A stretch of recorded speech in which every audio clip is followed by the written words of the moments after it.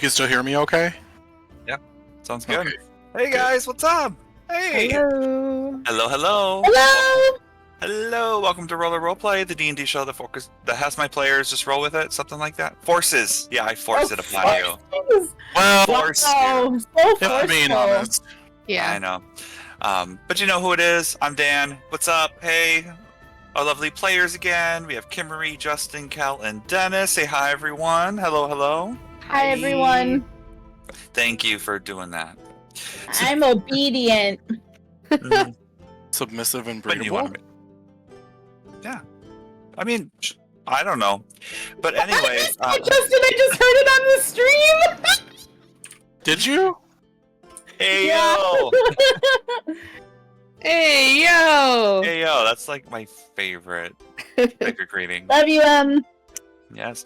How's everyone doing? So tired, but Yeah. so eager. Cal, you doing good? Alive to play another Alive. day. Cool, cool. Yep. How about you, Dennis? How you doing? Good. He doesn't have Oh, his headset on, I think. I'm doing He pretty doesn't? good. There Oh, we okay, go. cool. All right, cool. No worries. Sounds good. All right. Did anyone want to talk about last episode? Otherwise, I'll just get into the recap. Unless if anyone wanted to say anything interesting, what they found last week. Last week, for the first time, I was actually really scared that we weren't gonna make it because of the hags that we fought. That 5th level lightning bolt. Yeah. When you said at 5th level, and I went, "Excuse me, bitch." Wow. But Yeah. like, shout out to Justin. I know he doesn't think it was that great, but I really do think like Dan said the separation was definitely needed in that fight, and Justin did that. I don't remember what it was, but you did the thing that separated us. So The thing I quickly removed from my spell list. yes, Spike growth. fine. Yeah. Yeah. I mentioned to the group after we were off the air, the one trait that sea hags have is basically if you're within 30 feet of them, they have the chance to make you scared of them. And if you are scared of them or you're frightened of them, they have the chance to do something called like a death glare or death gaze, in which you immediately, if you fail, you immediately get down to 0 points. So they just kill you just by looking at you with their ugly faces. How do I learn that? But you're beautiful and handsome. You're all the pretty, things. Jacob. I Yeah. need it. Oz has smooth, perfect skin as Jacob. I know, but I got Eyes of the Reaper, so how do I like level that up to make people terrified? I think you just need to be a hag. Hmm. Yeah. Okay, I'm good. You don't want to do that? Okay. All right. But yeah, no, that was a really good fight, you guys. I mean, the more you get into the dungeons, the more difficult the enemies and traps, but also more rewards. So you never know what's going to happen. Okay, well, I guess we're just going to get into it, right? Perfect. Yeah. All right, let's roll into today's episode of Roll or Okay. Roleplay. Hi, Hi, Sam. Sarah. Sarah. Oh, I thought Sam. Okay. Hi, Sarah. Whoops, Sorry. you fucked up. Really, Dan? I did. Recognize the name. I had my document up, and I'm like, oh, hi. I'm like, He's not paying attention. It's okay. Everybody give him a break. If I had Already three eyes, that upset would the be watchers. But who the fuck is I know. Sam? Sammy, Oh, yeah. our friend. Oh, That's I only so ever hear odd. you say Sammy, not Yeah. Sam. So that threw me. And I'm Spicy like, we don't know a ginger Sam. Yes, we We're do. just on the struggle bus all over. Yeah, so. I'm gonna crash. So I'm the reason why we're late. So- Sorry. That's okay. Our players continue their adventure through level 3 of the Undermountain, the Sargoth level. Our players decided to revisit the Sea Hag's lair and explore the area a bit more. There they ran into a shackled goblin named Lurk and a shackled human child named Delvin. While Krigg and Oz were talking to the prisoners, Zymina and Mikil decided to explore further. That is when Zymina and Mikil found a hoard of treasure belonging to the Sea Hags, including a big treasure chest in the center of this hazardous pile of wrecked ships. Zymina sent her mushroom zombie, Michael 4, to retrieve the treasure. Unfortunately, that triggered an alarm that brought the sea hags, their pet crabs, and a bunch of grimlocks to our group. Luckily, our players won the fight and allowed Lurk and Delvin to follow them for now. Our players then crossed the Sargoth River, and came across a dwarven stone carver's hall with a sleeping big Zorn in the middle of it. A Zorn is a creature with a whole bunch of arms and eyes and sharp teeth that likes to feast on gems and coins and stuff. Krieg was able to sneak around it and found a throne inside a giant block of faux granite. The throne was one of the oldest surviving relics of Illavarn, an ancient elven kingdom of the north. The throne weighs 500 pounds, and a creature sitting in the throne cannot tell a lie. This was also an item that Volo has been looking for throughout his expeditions. Our players then decided to hop on a black gondola, guided by a tiefling skeleton, and traverse south of the Sargoth River, avoiding minotaur skeletons, shadows, and will-o-wisps that are submerged. Traveling further down the river, our group came across some pirate ghosts, and asking if our group came across any treasure. Our group was able to lie successfully to the pirates and continue downstream. Later on, a female drow, accompanied by a few male drow, ordered our players to not proceed further onto Skullport. It is restricted access. Our group explained that they were given orders by Trissa to eliminate Azrock and his hobgoblin army. The drow instructed them to navigate north through the caves, and they will eventually find what they seek. That was when our group did run into the group of hobgoblins and a hobgoblin captain. Krieg mentioned to the hobgoblins that there is a way around the level to fight the drow. The hobgoblins thought it would be best to escort our group to meet with Azrock, their leader, and they are known as the Legion of Azrock. And that is where we left off. No additional areas of interest. Pretty much everything that you were in, you pretty much explored. Nothing too crazy or important. A lot of it was just ambience. But let me show you the big map, because we love a good big map. Big map. Big map. Mm-hmm. So again, when you first got on this level, you were up here. Yep, that's when you found the catacombs, Triss's lair, kinky fun playtime room. You met through the Drider. Oh, actually, no, you went through all these spiders and stuff here too. But then you went through the Drider here to the river. Then you went north to fight off those monkey demon things. Forgot the name of it already. But you found treasure. Then- Oh, the Balgras. That's Yeah. right. Barrel girls. Yep. And then you went- Girl. It's a lot. It's a mouthful. It is. Barrel And then the girls. Sea Hag's lair was all here. That was all last session. And This is yeah, where the ships were. ships were, yep. And then This you is got where we here, almost died. Dorn here, and then all the petrified people wrapped in silk. That Zymina blighted the nipple off of that Drider. Nipple Well- Blade 2024. Yes. You know, we really went north to south. Like, Mhm. that is a lot. That is It's a lot. big map. It's probably the biggest map we've done so far. But yeah, you guys then were here trying to progress west, but then you guys went north and ended up here, where the hobgoblins are. So let me take you to that map again. We are on map F. We are on map F. Okay. And Zymina, you are currently in wolf form at the moment. Yep. Okay. By the way, the hobgoblin captain, he goes by the name Clyuse the Skull Cleaver. Clyuse is Kliuse. Does he expect us to use his full title every time we address him? No, Okay. he just says this is his name. He's just letting you know who he is, so he escorts you. He's instructing one of his men to escort. Actually, what, is he going to go by himself, or what is he going to do? Okay, he's going to go with you guys. He's going to leave the other hobgoblins here. It should be safe for now. So he's going. Let me reveal some areas here. So, as you guys walk along, more caves. Again, very dark. He instructs you to follow him as he walks along.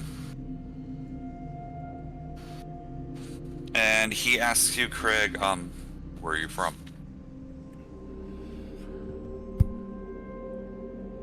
I'm not sure where I'm from. I have no memory. But we've been in Waterdeep for the past 3 years. Okay, Easy. that's great.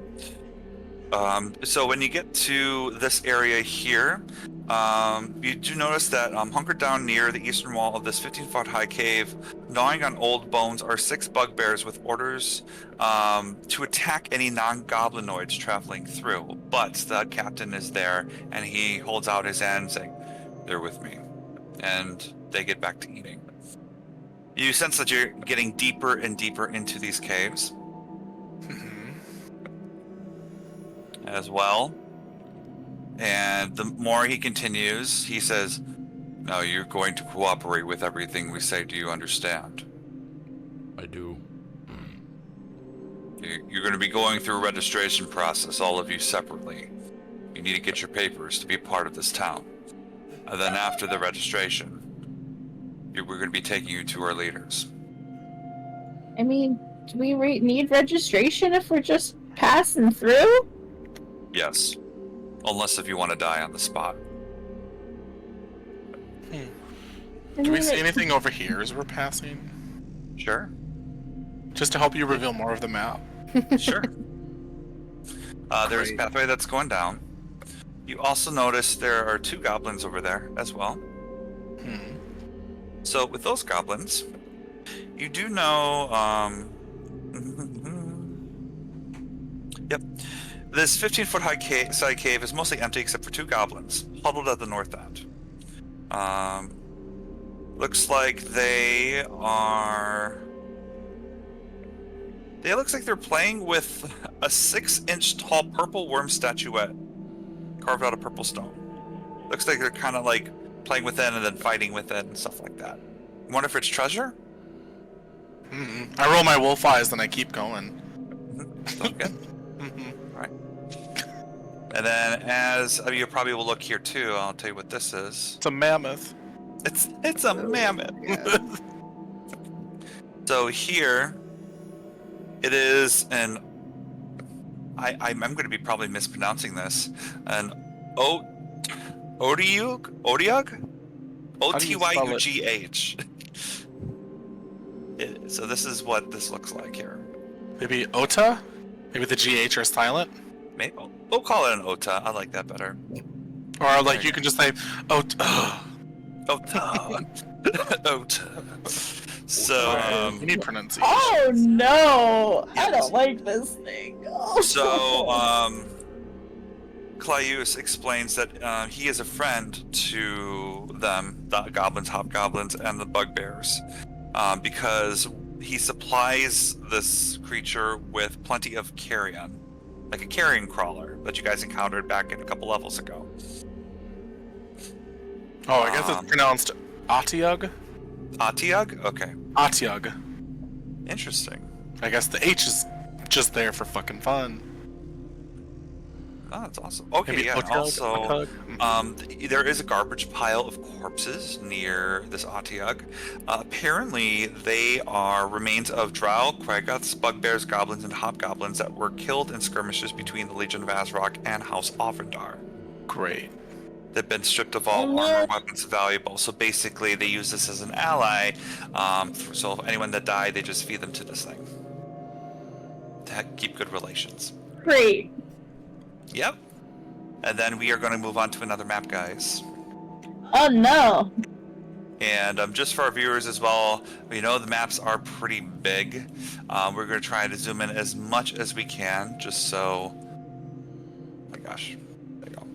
There you go. Zoom in as much as we can, just so you guys can see. Okay.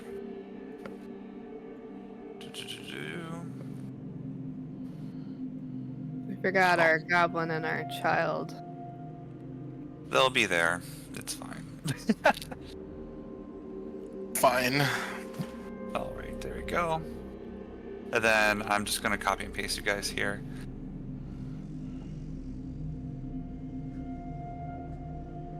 FF. All right. By the way, thank you guys, everyone, for watching. Really appreciate it. I'm just going to have Lurk and Delvin in the background. You guys know that they're there. If they're in combat, they're in combat, but I'm not going to bother with that right now. Okay. So you guys arrive in this huge area. Now you're seeing here, you are out of the caves and you are in this, well, it's still a big cave, but you hardly see the ceiling right now. now. It looks like a small town with big buildings, fully established. Not them having like a whole community where the Drow are like, we have a temple. Cool, you're poor. Just say you're broke. So the captain explains that this area was actually a small town that got caved in underground called Stromkuldor, which belonged to the dwarves. And right now this part is held by the Legion of Azrak and is called Azrak's Hold. Okay, so it's a 30-foot high cavern, so it's a tall yard. 30-foot high cavern, which is a maze of single-story stone buildings, many of which have partially collapsed. Most of the buildings have 10-foot high walls and no roofs. The narrow streets between the buildings are strewn with trash and filth. There's a lot of harmless rats that scurry around every corner. There you go, Mikkel. You also see banners hanging everywhere. So hanging from several structures are tattered yellow banners bearing Azrak's sigil, which is a bloody handprint inside a hollow red triangle. And you also notice patrols of hobgoblins and also hobgoblin captain that are just in groups looking around as well. When you first enter, you see two bugbears positioned here who are ready to pretty much attack, but the hobgoblin captain again stuck his hand out and let you guys move forward. Now, they're going to take you into the registration. Okay, by the way, to the right here, I mean it's a door here, but to the right is more of a map. They're going to escort you. Since Zymina is in wolf form, should I motion for Zymina to follow me then? Entirely up to you. I mean, you said she was your pet, so Yeah. I think she'd get the gist of just following you as is. Okay. She's behind everyone. I guess would technically be the route she'd be taking. Sounds good. All right. So the captain is going to actually let me quickly. It's okay. There's a lot of moving parts here. That's the wrong map. The captain is going to escort you into the registration area. So when you get into the area, it's a pretty surprisingly well-established area that's pretty well organized, kind of like a bank or some sort of DMV. Oh my god, that sounds awful. I know. Welcome to D&D, guys. So I'm just going to reveal the room here to you, so you can. So he escorts you to this building right here, and says, "Okay, one at a time, follow in, and each of you take a desk. Your wolf can follow you if you want, as long as they know it's with you." While I'm walking, I just want to I mean, I guess I'm already passively looking, but I want to like actively perceive if any of the hobgoblins, goblins, and bugbears are acting strange. And specifically what I mean by strange is unusually for them, as if they have an intellect devourer inside of them, like maybe they're doing something more intelligent or more sleuthing than maybe they normally would. Sure. Do a perception check. Yeah, now my follow-up question Yeah. is, do you think the goggles would fit the wolf's face? It's not the same as like her normal form, but in the sense of like the eye and skull shape? You can say no. I just asked. Yeah, I would feel like have it's to a say. muzzle. Here's the thing. I feel like if you were to try to use goggles in an animal form, it's mostly for a humanoid use creature. If you were to have that on your head, I think the goblins may raise a little bit of question. A unique wolf. So, I have gear, but I rolled a 24, so I don't need it. yeah, no worries. From what you see from the goblins, bugbears, hobgoblins that you've interacted with so far, you don't see anything out of the ordinary that would suspect an intellect devourer or some foul play at hand by Xanathar or someone else. Yeah, that's all I'm expecting at this point, because we haven't come across another goblin community that didn't have that happen, so...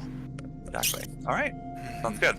So, Clyus says, okay, my work here is done. Go ahead. Go meet with the goblins. You do see this gentleman here. Warning, Jesus! I didn't think it was going to be that big either. I know. That's a hobgoblin? Yep, that is a hobgoblin. He's Ooh. wearing cracked half-moon spectacles. He sits behind a stone lectern and greets all of you that enter. He says, okay, all of you, single file 9, kind of like TSA. He's like, okay, get ready. Items out, eyes open. You separated this desk. You go this desk. He's like on it. So he's telling each of you to go to separate goblin desks. Get ready for your paperwork. Okay. Yeah, quickly. Move. We're there. Thank you for getting rid of it. God bless. No worries. Okay, so each of you are sitting at a desk. The Lurk and Delvin are also sitting at a desk as well. They are all going there. Mikhail, they start with you. Well, you see this very old female goblin, just like with like really chapped lips, really bad. You think it's makeup, or you don't know if it's just dirt. What's your name? Mikhail. And she just keeps going. She's being really slow. Great. Yeah, so she's having a great time. Oz, you see a very flirtatious goblin. He's kind of like picking some teeth into them. It says, okay, what's your name? Oz. Great. Oh, nice. I like that name. And basically, it's just a lot of... All of your interactions are pretty... It gets it done, but they ask questions about your height, your weight, name, age, how many people you've killed. They ask about how do you feel about goblins and hobgoblins. They are giving you a full 20 questions list to get all of your information. My question is, how cooperative are you being with these goblins? I'd say Oz is being fairly cooperative, Okay. kind of neutral. Yeah, I feel like Mikhail would be cooperative unless they start asking like weird things. Sure. Like, So the we main don't two... know how many people we've killed in all actuality, so. Give them a rough number.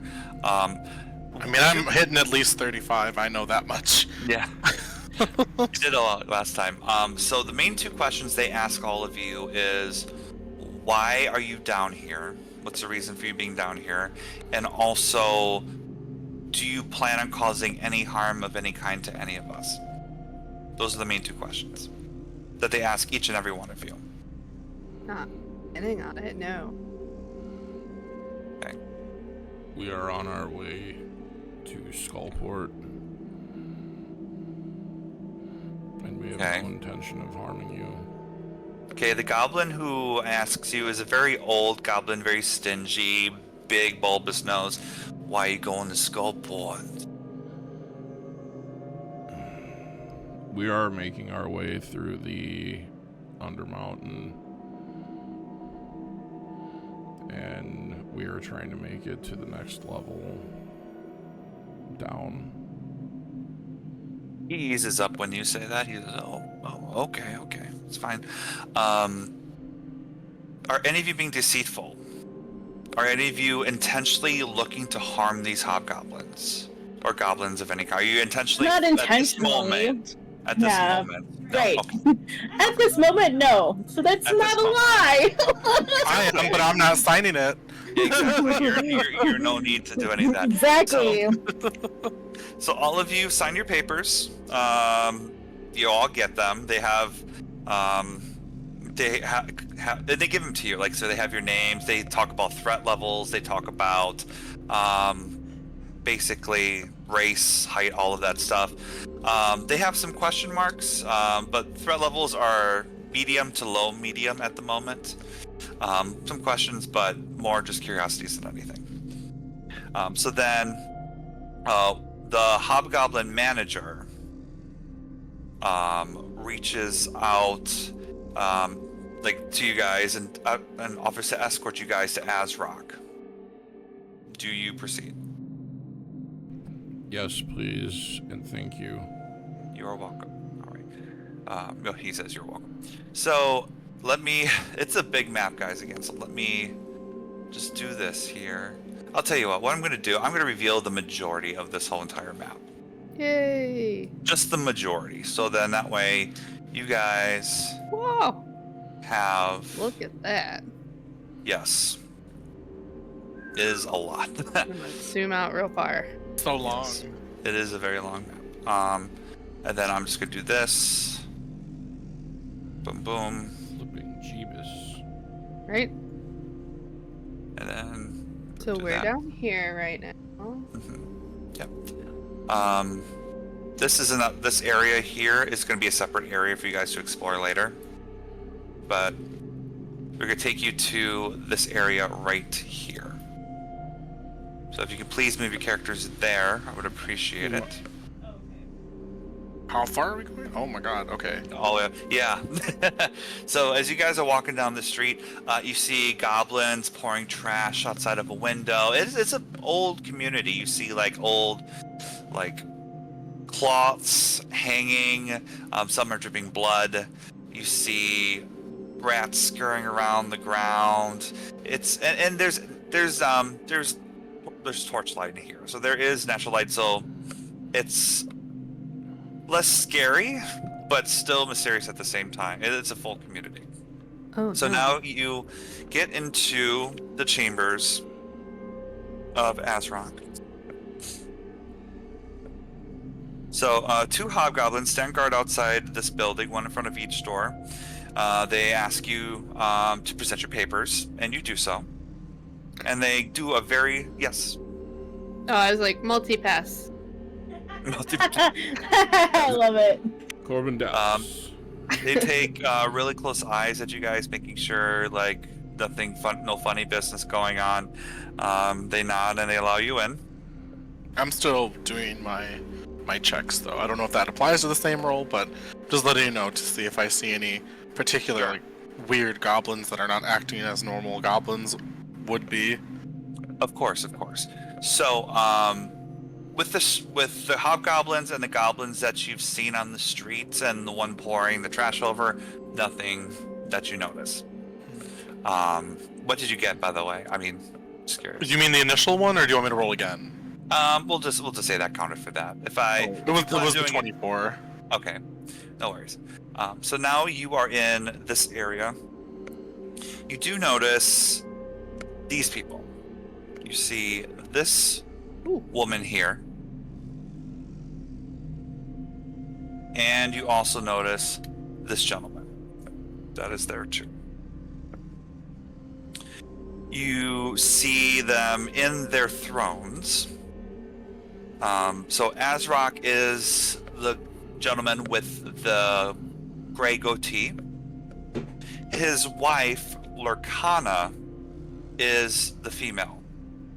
She's also she's actually standing behind him, whispering in his ear. You do notice the throne is made of bleached skulls, with one foot resting on an iron anvil and one hand on the pommel of his greatsword. He wears a helm that covers most of his face and darkens his eyes. You do notice attending this Azrock are 2 bugbears, 4 hobgoblins, and 6 goblins. I need you to make a perception check, please. Setting up. Dun, dun, dun. And this is for sight, right? Not sound or hearing? Correct. Okay. Oh my god. I rolled another 17, Oh, so that's funny. 24. And Okay. roll 20, do not lie.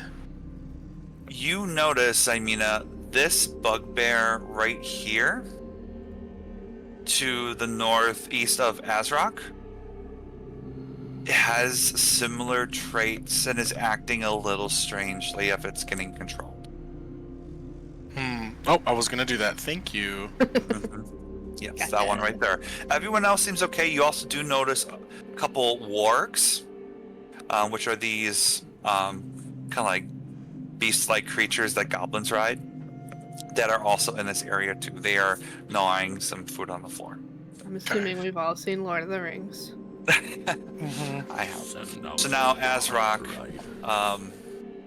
looks at you four and says, "Speak." Greetings, Azrock. We are a group of humble adventurers passing through to Skullport, and we mean you no harm.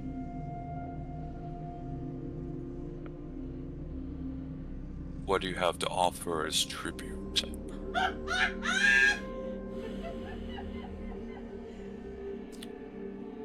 So, well, you guys also know there is a ring worn around Azrock's neck. It's just a ring. Yeah, it's like a jewelry of some kind. If you guys want to do a history check, you can definitely do that. Yes, please. Yep. It resembles a diving white falcon on a field of What the fuck? blue flowers. I rolled another 17. I don't know what's going on, but I only have a +1 for that, so 18. Sure. What Yeah, the- I got 10. Yeah, I rolled a 17 as well. I rolled a with one. 13. Okay. You do notice that the ring is belonging to House Rosnar of Waterdeep, which they have a whole paragraph of it. But basically, it's a very well-established house that appears that the leader seemed to be missing.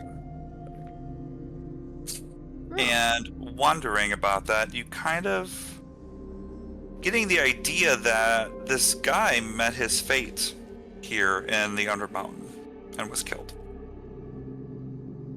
and wears it as a trophy. You do notice also the hobgoblin captain that you spoke with before meets up and whispers in Azrock's ear, and he nods. Tribute. What do you offer?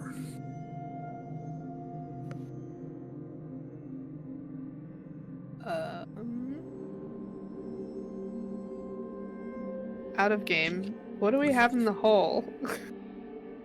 Skillet? No. I know Craig kind of really wants it, but I feel like this ruler might like that ebony walking cane with the octopus handle. I was thinking that, actually. Sweet. So, okay, cool. I'm gonna pull it out of the bag, out of the hole, excuse me, and just kind of not really bowing because I only bow to Ball, but in a very humble, respectful manner, I'll like hold out the cane with the octopus handle. I'll hold it out to him. He has one of his bugbears bring it up to him. He nods. Interesting gift. I thought you'd like it. accept that. Sorry. Very stoic. Yeah. Seems a gift befitting a leader such as yourself. What do you know of me? I see that you are respected by your subordinates. They are family to me. Even though I am their leader, and there is a ranking system, they are still family. Is this your family? It is. We've been together through much. I see. So, what's your name? My name is Garrett Craig. So, family of Garrett Craig. What brings you here? Skullports? We are traversing through the Danger Mountain and are attempting to make our way deeper. Okay. Well, I've heard from my lovely Clayus, sorry, I forgot the name already, Clayus, that you have a way to go around to infiltrate the Drow. Is that right? What is that? Yes. Can we just pause for a sec? Sure. I don't know if you're purposely using your headset mic Yeah. or if you are, because I'm just getting a little bit of feedback whenever you talk. I don't know if it's your... something just A little changed, staticky? though. Yeah, it just changed. It was really weird. Okay. Like, I don't know if you have your air conditioner running, if it's picking that up. Like, keep talking though, because now it's changed. Okay, I turned it off right now. My air conditioner. I don't hear it. I don't hear the sound anymore that your Okay. mic was making. Okay. It was just it was Thanks picking for letting me something know. up. Sorry. Okay. I don't know. No, you're fine. No, it's okay. It's okay. And scene, go. Fine. Okay. So he asks you, Craig, how do we go about this? Have you explored this area? Yes. What's there? So back through the caves, there is a drow watch post along the river. But before you get to it, there are several turns. There is a turn down into a cave. Sorry, they cannot hear you. Yeah. He's asking how to get around to get past the drow. Yeah, there's a hallway specifically.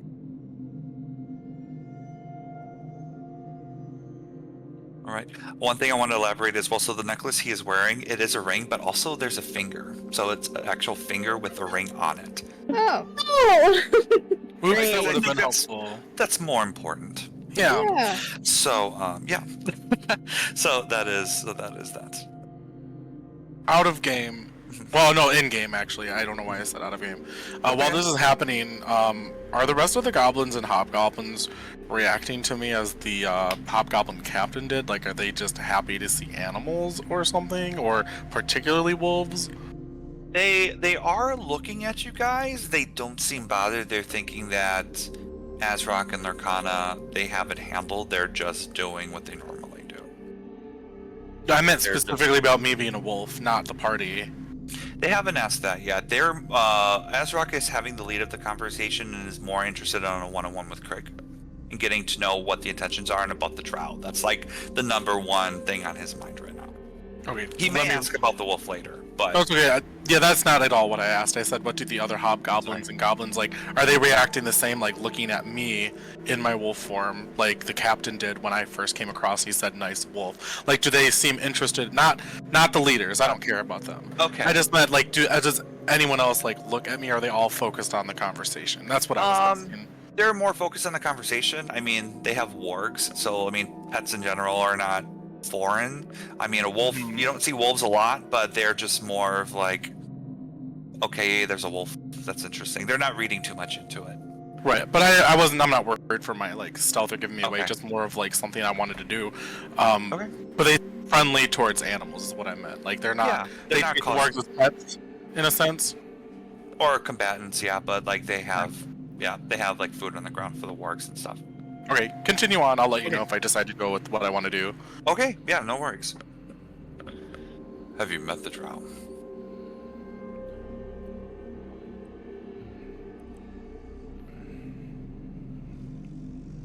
I can't hear you. Yes. You met Trissa. We did. Unfortunately. Alright. This got very interesting now. Okay. So where do you stand? I assume she sent you to come for me. I do not like. She is not. I do not trust her. Even if you are correct, she did send us. She tried to. She tried to. But I do not trust her.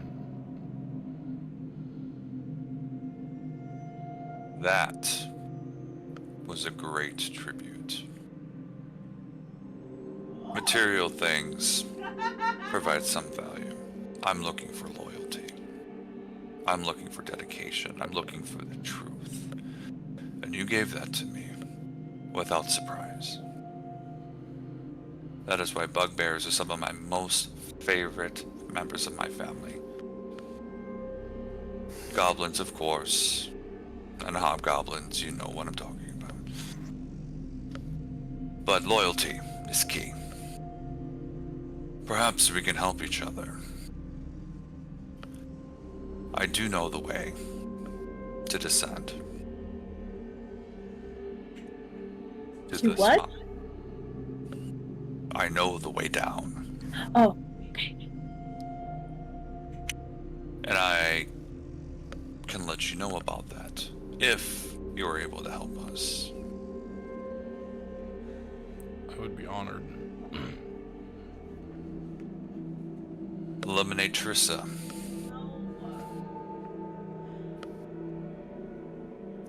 Like, sir, Mr. Sir, in all respect, we are just passing through. We do not want to be involved in this turf war feud going on.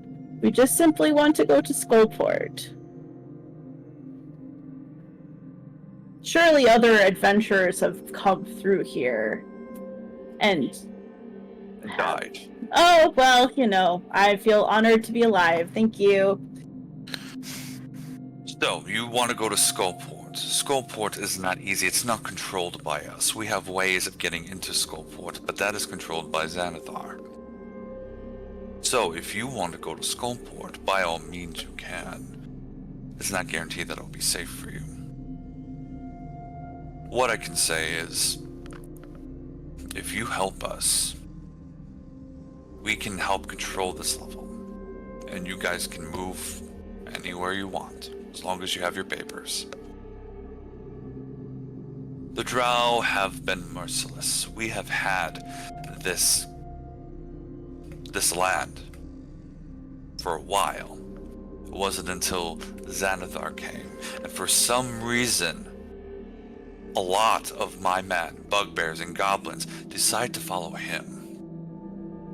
I lost a lot of my men because of him. And now with the Drow closing in, looking to take over, we are at a wit's end. And he quiets down because he's looking at his men, and he gives them all a stare, and they kind of pretend not to listen. Any assistance we have would be grateful. And I do know that Trissa has a lot of treasure, if you're motivated by that. I would need to confer with my family before giving you an answer. Alright. Is there a place where we can talk in private? If you want to step outside, you can, and come back in. Thank you. While this conversation is going on, I kind of want to test the waters to see if, like, I don't know, like, because as an animal, I'm assuming they're, like, not that concerned with me, but I wanted to go up to this nearby goblin and, like, act playful of a sort, as if, obviously I'm not sitting there paying attention to the conversation, because why would a wolf? So I'm not trying to look as intellectual as I am. Yeah. To see if, like, maybe I get scolded, or maybe they don't really care as much. I don't know. Sure. So you're next to this goblin. Seems to be like a younger male. He's like, "Oh, hi there, buddy. What's going on? Do you like scritches?" And I'll kind of like sit back and show my neck to like. This is obviously not Xymena does not, but there's a reason why she's doing this. So she's allowing the goblin to like scratch, and she'll like make the motion of like enjoying it and like panting, you know, like again, just trying to show the case. The whole point of like she likes him, she's being playful, etc. Yeah, sure, and without hesitation. Yeah. Okay, she's kind of doing that like in eyesight of the leaders to see if they're noticing, like, but like obviously like it's like a playful thing, but she's kind of going around and doing it to several goblins and hobgoblins to see if they kind of do the same thing to her. Sure. And then sorry. Go ahead. No, you can go first. The goblins are more playful. The hobgoblins are a little less resistant. You wonder if it's because they have a higher rank, or how they have to act, but they still smile and give you like pets and little scratches behind the ear. The goblins are just ruffling your face, and there's just pretty much they're very happy to like, oh, look at you, you're so adorable. Who's your good boy, girl? Maybe, I don't know. Oh, but you're so cute. So they're really enjoying it. When you guys actually, I will say this. Sorry, I'm getting ahead of myself. You four, or if you're staying inside Xymena, you go outside. And Wait, I'm sorry. Wait. I'm not finished with this. I'm sorry. Okay. I have a question for Azrak before we leave too. I'm sorry. Okay. Yeah, I just want This this is is going on. It's okay. I know. I waited till the conversation was over so I could say this is what I'm doing during that conversation. Okay. And then once I'm finished, then we can proceed to the next part. I apologize for not clarifying because I wanted to end by going like obviously within proximity of them, but going to this bugbear and kind of doing the same thing to see if like they can like be playful or whatever. I'm showcasing my friendliness and my ability to get along with everybody on purpose, because this was around the time he was talking about you know, this is all their family and they don't know how Xanathar is taking his men away from him, and he, you know, gave that look to them. So I'm reacting to doing that. Oz is watching Xymena very closely. Very Because it's out of suspicious. character. Sure. That's true. I will say all of them are pretty natural except for this one right here. Right. I don't go to that one yet. Okay. Don't So worry. I end with this one, and I like make a showcase of like spinning in a circle and doing a trick and kind of going up on my hind legs and just being extra playful and adorable and cute for the whole reason of like, you know, so they can see that that's my intentions. Like as a wolf, like I have no problem with goblins. No, But then I want to go to this one. Okay. And I get no reaction, right? It's a bit delayed, but then you notice the bugbear is like looks around, looks down. Oh, you are a good wolf, and pats you and scratches you. There. I want to like recoil away from the touch, and I want to snarl at that particular bugbear. Okay. And kind of back up so that I'm kind of on I have my hackles raised and I'm just only at that bugbear. Like, Right. but I'm backed up against Craig as if like I'm protecting him. Like that's my stance because I don't trust that particular bugbear. The whole reason for your understanding why I did that is to showcase that I wasn't aggressive to anyone else but this one bugbear, and I'm going in a defensive stance against this bugbear to protect Craig and not like against them. Yeah, it's just To more see if they also notice showcase. Yeah, to showcase to the leaders that this one may be different. That or that I'm not being hostile towards anyone else. Sure. Of If they can intellectually pick up on that. Because they don't know why, but I just want to draw attention to that one bugbear, because maybe since Oz was watching, they kind of understood, since Craig was talking, maybe wasn't paying attention, and so was Mikil. Sure. So that's the only way I can really try to communicate, if that makes sense. Okay. Yeah. Oz, Could I you do like wanna- a perception check to see if I can follow what Xymena is trying to? I will just say I'll give it to you. You kind of Xymena. It basically she's trying to put on a show to be. Because you know I'm not like that. But also hint importance of this one particular bugbear in the area for some reason that she does not approve. So me on my hackles in that defensive post, snarling at that bugbear in front of Krieg, is right where the conversation ended with him saying we'd need to discuss it and go outside and talk. So that's why I wanted to just let you know, because that was Alright. my thing. Would I have noticed that, like, non-verbal exchange where Zymina is growling at that bugbear? Yeah, it's in the same room. It's right by you. Okay. Yep. If I may, sir, your man may not have gone to Xanathar willingly. He has the tendency of using intellect devourers and putting them inside people. Perhaps this bugbear right here. Flurg, is that true? Flurg, who is this bugbear's looking at you. My liege, that is one of the most unique things I've ever heard. I've always served you. I don't even know what an intellect devourer is. As Azrak turns his head, by the way, his eyes are like covered by this helm. Says, "What is an intellect devourer?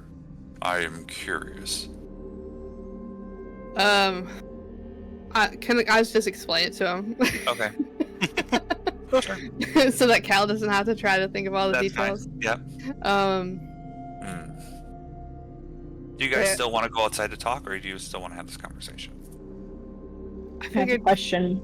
finishing this conversation before going out to talk. Okay. Sure. So we'll finish Cal's conversation. I'll ask you, Michaela, then you guys can all go outside. No worries. All right.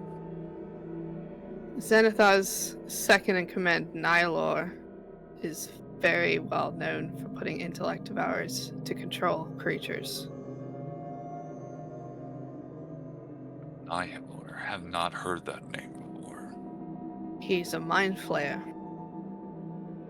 As you say that, Lurkana's eyes go big. Azrak, stone-faced. That is very interesting. You say these mind flayers can implant these creatures inside others? That is correct. In their brains. I'm still like growling and have my entire hackles raised, just dead staring down that one and only bugbear, Got you. and I'm maintaining that pose. He says, I appreciate the information. I'm going to look into this. I think it's very important. Out of game, like I'm just kind of going like based off of like Baldur's Gate from the intellect devours and stuff. Because it's a brain, right? It's a brain with legs and arms and stuff. Would there be any like scars or anything on the head to show that it's been infiltrated? It isn't like surgical. From my understanding, it's not surgical. They just kind of teleport in there. Yeah, they're like inside. They replace the brain. Yeah. Okay. Like they don't necessarily keep the legs or something like that. Like they're like Right, inside yeah. the brain, but when they leave, then they kind of get their legs and stuff back once they pop out of the head. Because in Baldur's Gate, the reason why that was is like it got stuck trying to get out of the body. So that was like a unique situation. Yeah, okay. That's not something that typically happens in D&D unless you're role playing that. So yeah, it's fully enclosed. Okay. So the only way to reveal an intellect devour is to kill the host and drive it out of the body. That would be the proof. Yeah. There's no sort of like magical like check that could be done because it teleports in and teleports out. It's an ability. Yeah, I mean, It is basically, yeah. It is a very hard thing to detect unless you just like know. Yeah, that's why intellect devours are so scary. That's why I kind of gave it to Zymina, especially doing perception, because of you guys really dealing with that the whole first part of the campaign. and that's doing all my attention is Yeah, on. I'm not focusing on anything else but that. Yep. Mhm. You do notice he asks one of his bugbears to bring in Ulquess for questioning in front of everyone. And the bugbear nods and he leaves. And as Rock explains that Ulquess is a liaison between Skullport and the Legion of Azrock. And he is a mind flayer. Well, He explains to have been in good graces, but with hearing this information, he wants to know what's happening. And like you're still growling at the bugbear. The bugbear is still standing still, like nothing's happening. Ulquess, let me bring him here. So he's in another room. He starts a little hovering in here. Let me bring up his character sheet here. I guess. Well, hold on a sec. This is what Ulquess looks like. So this is just a mind flayer, but he is wearing, again, very dark violet garb with a crimson cloak. He has the tentacles that are coming out as well. Nope. PTSD. Nope. Not the No. PTSD. Yeah, Mm-mm. Oz backs up so that, like, I can keep both of them in my peripheral. Sure. So, Ulquess comes in a bit confused and says, "Your Highness, what may I do to assist you today?" And Azrock mentions of what you've brought into his attention about about intellect devours. Ulquess says, "That is very strange. You know Yeah. that we do not do that here."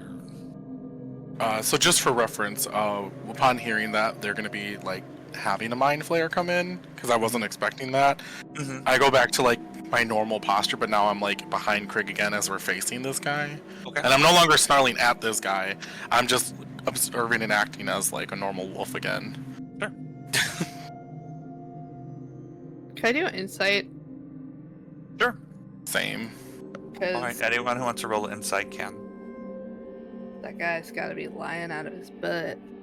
Or Xanathar has really stretched this entire area thin. Wow. 16. I'm afraid to roll anymore after these. 19. 25. Ooh, 16. 19, 16, 25, 25. Okay. Hard to read. Seems to be telling the truth. That he has not been doing anything like this at all. That this is something he has no idea about. He seems to be aware of intellect devours, but he is being honest with saying he has no like involvement with this at all. And Azrock, of course, was inciting him too, and Ulquess says, "I understand mind flayers can do that, but I am working with you now. That is beyond. That is disrespectful. I will not do that to you." Azrock nods. Krieg family, any questions? For Azrock? For Ulquess. No.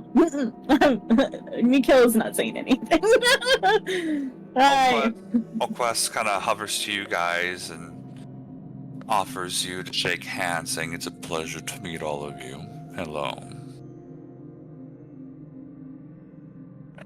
Oz will step in front of Mikhail and slowly shake hands with the full quest. Cold, clammy, wet. What? Not a good feeling. Gives you a good study. Looks at you. Pleasure. As he shakes hands with all of you, and he's going to go back into his area, unless if you guys are going to ask or say anything. So is he currently residing in this village with them? He's not like, they didn't call him all the way from Skullport? Yeah, so basically, okay. he resides there. He serves as an ambassador for Skullport. So this is all what they explained to you.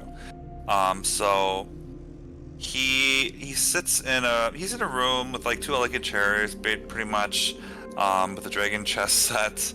And he just conducts business as an ambassador from Skullport because the hobgoblins have access to Skullport. Even though it is controlled by Xanathar, it's like they're connected. So he is from Skullport here just as an ambassador and making sure everything is okay and answering questions or anything. So I have a few questions. sure. He does also mention that Skullport is not safe for adventurers, and then he politely discourages you from visiting there. How often do you return to Skullport? I may visit there from time to time for business, but I live here. Do you have an escort that goes with you and returns? That is not necessary. I can come and go as I please, but I reside here and I live here. And I'm grateful for Azrak and his legion. And you are the only person that comes and goes when you travel? Can you please elaborate on that question? Well, I asked about an escort, but is there anyone else that accompanies you? Maybe not guards, but traveling companions. Not traveling. I've made great friends and allies with all of the Legion here. I am a part of their family. But as for traveling, I usually go by myself. But I live here, so I don't travel very often.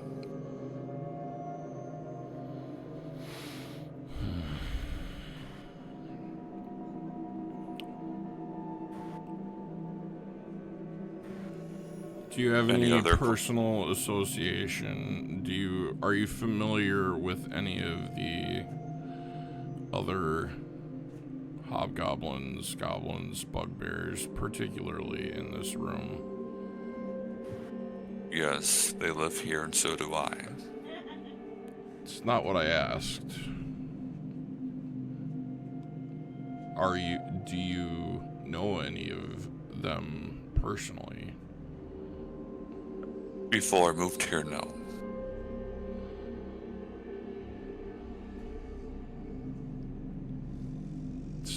Once again, that is not what I asked. He's not answering that question. He's politically going around it. Do you know any of the individuals in this room on a personal level besides Azrak and his wife? No. Can I insight that? Sure.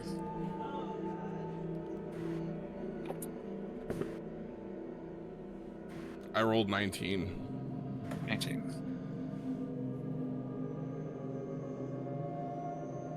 You can tell he is lying. He is looking at that bugbear that Zymina has been having the eyes on. There's some sort of connection there. Are you telling me a 25 was the low? Oh my god. Rolled a That's nat her. 20. Damn. So he got a nat 20 on that perception. And then with that Crazy. follow up and the whole discussion between, he got a nat 1. So he What a twist! That is a twist. Yep. So I'm guessing you would describe it as normally he was not faltering with his words or looking or doing anything in particular, but in that question, he did flicker a gaze at that bugbear, so Craig noticed that, and he's like, oh, Yeah. obviously you know. Yeah. If you wanted to describe it in terms of He's roleplay, being yeah. very eloquent with the way he speaks. He's being very calm and collected, but with that glance, after you were really hammering him with that question, being persistent with that question, even though he was dodging it, you really got that one hint of time in which, okay, maybe there's something there. Is that all? I noticed you struck a glance at my bugbear friend here. Yeah. Is there a personal relationship there we should know about? Respectfully, I already answered your question, and the answer is no. And then you won't mind if I ask him. No, that is fine. Azrock is like, what is the meaning of this? Out of game, we didn't specifically mention that this particular bugbear could be a host for an intellect hour. We just said intellect hours are a thing, right? You were asking, you were doing a perception, and you noticed that with that bugbear, it's different than the others. Not what I asked. I know. I'm just saying that we did that before. Right. That one looked different. I'm saying in the roleplay conversation with Azrock and his wife, when they were explaining what an intellect hour was, did any of the party, because I can't talk, did any of the party specifically mention that this bugbear could be a host for one, or did we just explain what they are and never I don't mention think that? so. I thought that I inferred it because of your reaction, and I said something along the lines of how his men may not have had the choice to Right, okay. leave him. So, in response to Krieg's questioning being repeated again, like Zemina in like her wolf form kind of does like this, leaves out of breath, and she just like hard nudges him in his upper thigh with her nose, like, and then points at the bugbear like as if to say, "Be direct." The pointer dog. Oquest is asking, Sir, may I leave? Do Can I you get know zone of truth? that bugbear? Sir, I already answered his question numerous times. Azrock is looking at you, Craig, and looking at Oquest. It's getting pretty tense right now. Azrock, with all due respect, he is acting suspicious. Both of them are. Can you do a persuasion check, please? And this will combat Oquest's persuasion to Azrock. Can I help him? Like, How would you like to help? So I mean, it just looks at Oz as they're piping up to say something like, as much as I can demonstrate on my face, like, We have never seen such a sassy wolf in all of our lives. I know. I mean, I definitely, like, before I definitely inferred it because I remember Azrock asking the bugbear, like, is this true that you have an intellect power in Yeah, you? I just want to see how you would like to help in this recent conversation. What would you like to say? I would like to put this to rest, and if you allow me to cast Zone of Truth, that will allow it. As soon as you say that, and by the way, what did you get, Craig?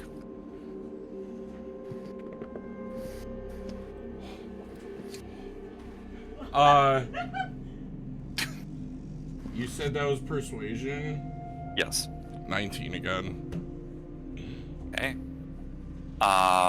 He got a 13. But I will say this, Oz, and this triggered it. When you mentioned Zone of Truth, that's when Oquest panics and casts Mind Blast.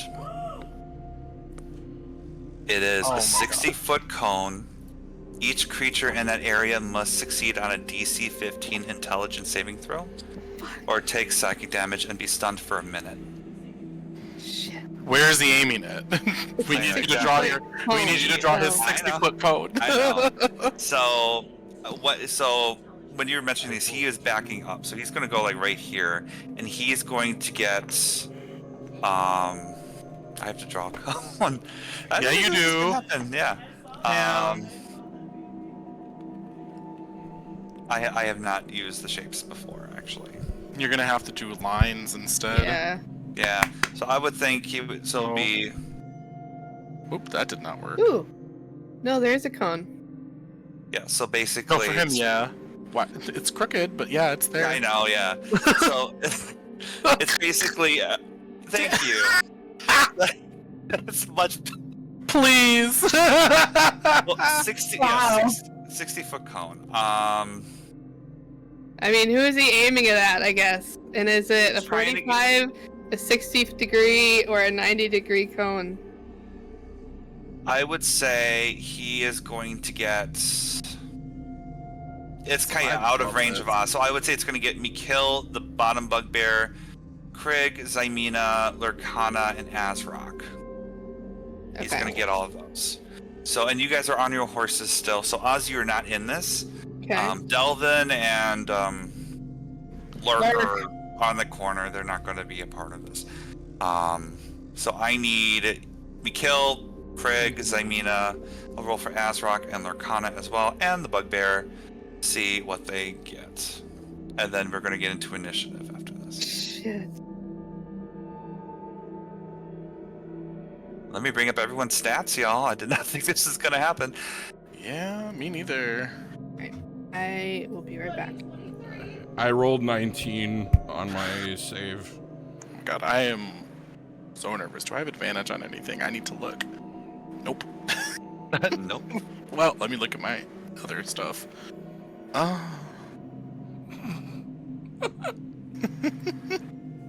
I have to bring up their stats too. Nope, I just got a straight roll. I am scared. You have a straight roll. That is scary. Me? No. Oh no, But, like- not you. Oh no. Oh, no. Yeah, I mean, it might as well be. Oh Okay, I'm just no. bringing. All right, and then goblins and move. wargs. Do I have anything to help me? Bring character sheets. Thank you guys for being patient with this because it is a whole ordeal. You're doing great. Thank you. I did not think that a combat would happen in this, so it's okay. Surprise, surprise. When Are we there making was a bugbear rolls for our there horses? and then a mind flayer, I was like, Mhm. there's gonna be combat. Okay, so I guess let me get into the mind flare thing right now. So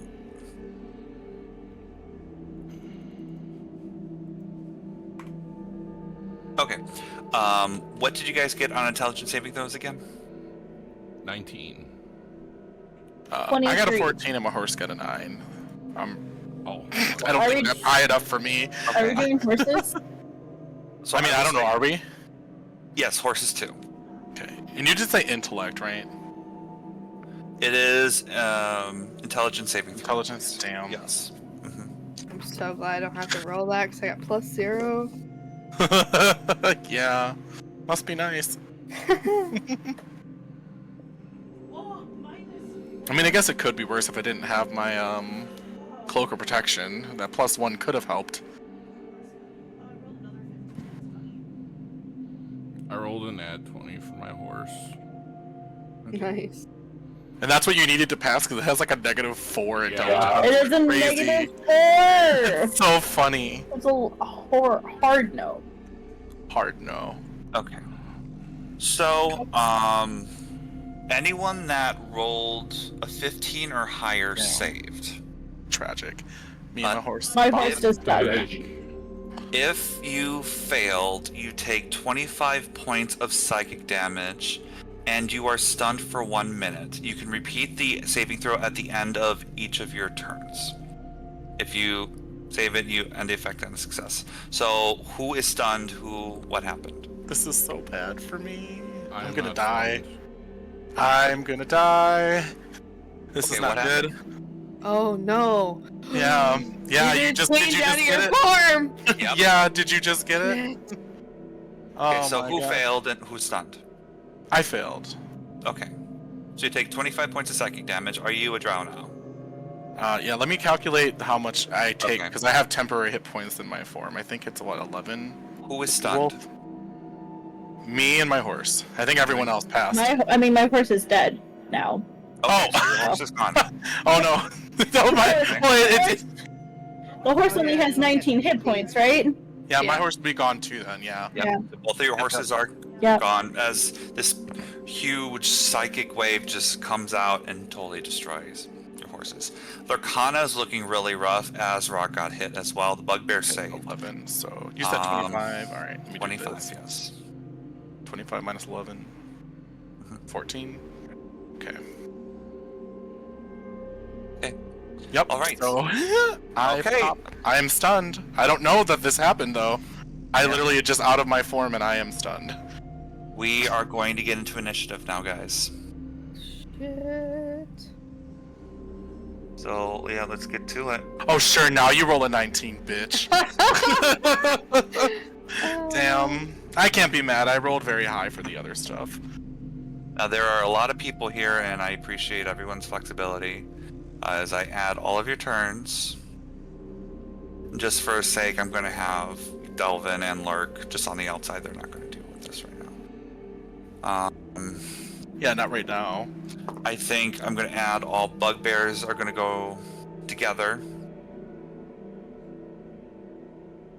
Oh, you... I was trying to copy it, but I just copied the sus that was there. Oh no.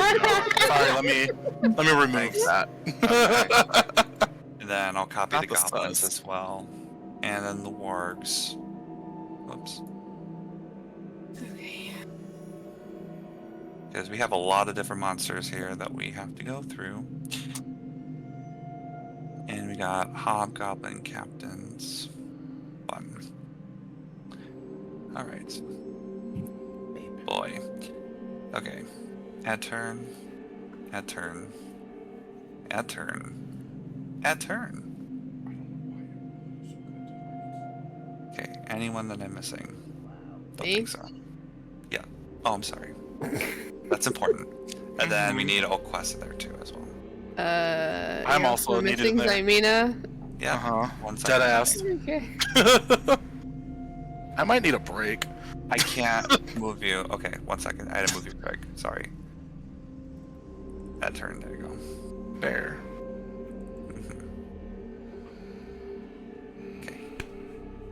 All right. Now let's get these initiatives here. All right. Arcana 10. You got 4. I'll be right back. And I mean right back. All right. Son of a bitch. And you know, part of me was gonna leave the room when the mind flare came in, and I just wanted to like, help. I regret.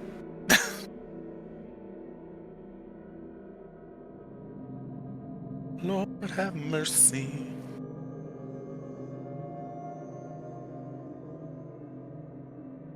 Okay. Bugbears got 10.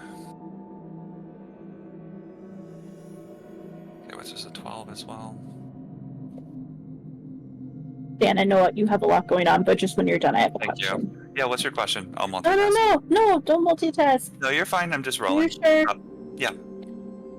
Well, so because Ulquist attacked us, are we all fighting him, or are you gonna let us? Or are you letting us know later? Like, are the monarchs and the bugbears and or the hobgoblins, excuse me, and goblins, are they all attacking us? I will let you know. Okay, sounds good. That's my question. I'm like, who are we No fighting? Right? I mean, right now, from what happened, Ulquist is the main target because he caused, of course, problems. So, like, you guys are obviously fighting. I mean, he attacked Lurkana and Azrock as well. Mm-hmm. So, that's a big no. As soon as Oz gets their turn, they're gonna be yelling, "Grab him! And him!" Referring to Ulquist bugbear. and the bugbear. Yeah, the Mind Flare did not do well. Got a 5 on that. Good.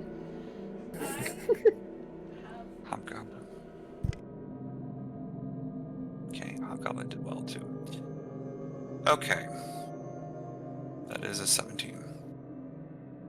Oh boy. All right. Let's go through these. Mikhail, what's your dex bonus?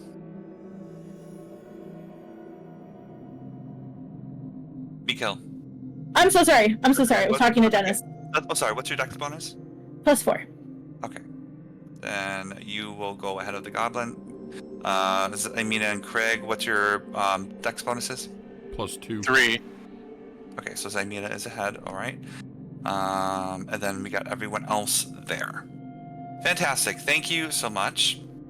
So, yes. So let me do that. Perfect. All right. So yes. So we're gonna start. Zymina, are you a drow now? I am a drow, and All right. it ends my turn, but I'm allowed to make the saving throw, right? At the end of my yes. turn. Yep. Okay, I rolled a 19. Okay, you're safe. You're not stunned anymore. And I just come to, and then I look around, I look at myself, and I just go, fuck. And then I loudly proclaim, I'm not with Trissa. I'm not a normal drow. And that's all I can do. Make a persuasion check. I don't You're have gonna need a persuasion, 20. Daniel. You're gonna need a 20 or higher on this. Oh, Jesus. Daniel, I don't have persuasion. Miracle. Miracle. Nat 20. Ooh, we don't know. I have a +2, so I have to roll an 18. I rolled Oh. Fuck. a 6. I'm drowsy. Oh, I'm fucked. Yes. Oh, drowsy. Yeah. Craig, it is your turn. You are not stunned, correct? Muted. I'm gonna frenzy rage. All right.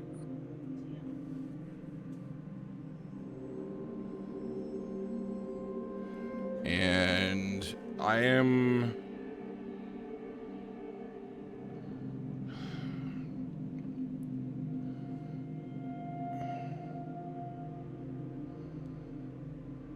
I'm gonna make a beeline for the Mind Flayer. All right. And I'm gonna... Actually, I don't want to be right up against him. Okay. I'm gonna attack him. All right, go for it.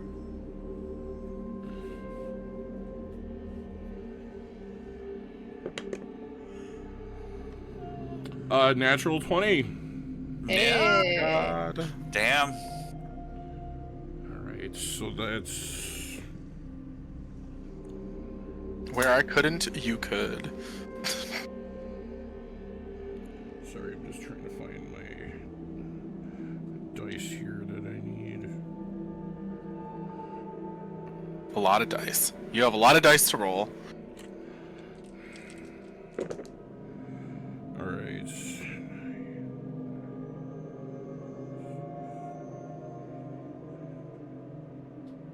This is a very interesting situation right now. Don't forget your surprise attack as a bugbear, by the way.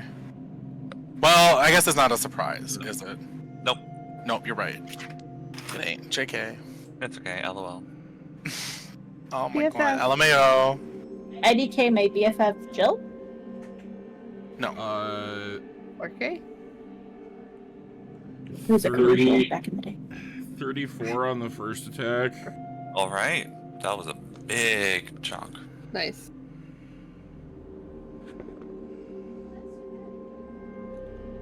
And 17 to hit on the second one. It's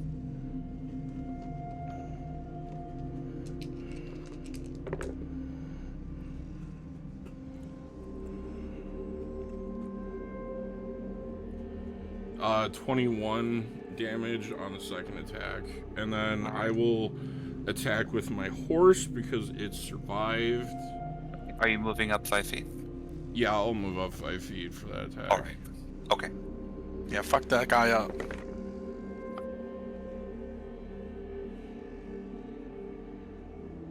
$22 to hit. 22 hits.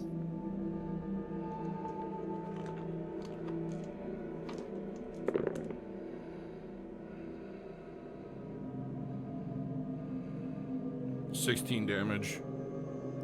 That's exactly what you needed, and you kill him. God. Well, With those 3 hits, 1, 2, 3, you send him flying. Body is just destroyed. Azrock does not react to you, Zymina. But, like, in regards to, like, noticing a change, it's more of like, there's a new person here. Because you, from what you remember from Trissa, Azrock is blind. right. Mm-hmm. Lurkana whispers in Azrock's ear. Azrock gets really stern. Explain yourself now. Referring to me or to the party, just so we're clear. Just saying it out loud. Well, Or I'm your a heads surface will be drow, on the neck. and I wasn't a drow 3 years ago. I was a half-elf, but I was resurrected, and this is the form that was given to me. Not of my choice. I don't worship Lolth, I don't work with Trissa, and I only work for my family and myself. I have no interest in causing problems that don't need to be problems. Why did you lie? Okay, out of game in regards to what? Saying In regards I to being a wolf and not showing up as your draw form. Guys are literally in a feud with a bunch of drow. We didn't think that the reception would be very welcome. I figured I would drag my family down and ruin their chances of meeting with you, or I would risk my own life and be killed on contact. And seeing as what our own bugbear can do, I didn't want there to be more bloodshed than necessary. It was best to stay in disguise than have people fight. As you say this, the intellect devourer pops out of this bugbear and tries to scurry away. Any of us Azrock, attack. Oh, okay. Azrock instantly smashes it and kills it. Nice. Right at its feet. And she sees it squashed and she goes, how badly I wanted to just straight up tell you that he had an intellect devourer in him. I tried to coax our party into telling you that, but it led into that. And unfortunately, it seems that Mind Flayer was doing that to a lot of your brethren. We've been around them enough to be able to at least weed some of them out. Upon coming here, he is the only one I have noticed so far, but there could be more.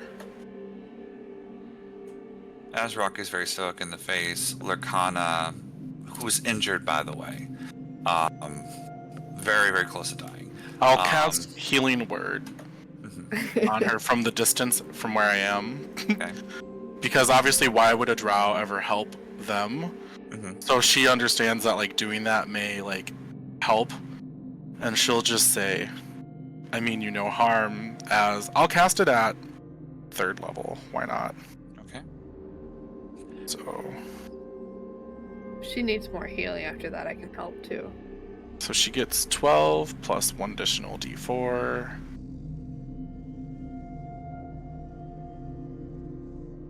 One. Okay, so she gets 13 points of health back from me. It is the only healing spell I have. Yep. But She I'm is, doing my best to better. try and heal her. Lurkana holds Azrock's arm and says, honey, I believe them. Azrock gives off a big sigh, says, I need a minute. Lurkana agrees, escorts you all outside. Okay. And we're going to take a break. Sounds Great. good! So, we'll be back in about 5 minutes, guys.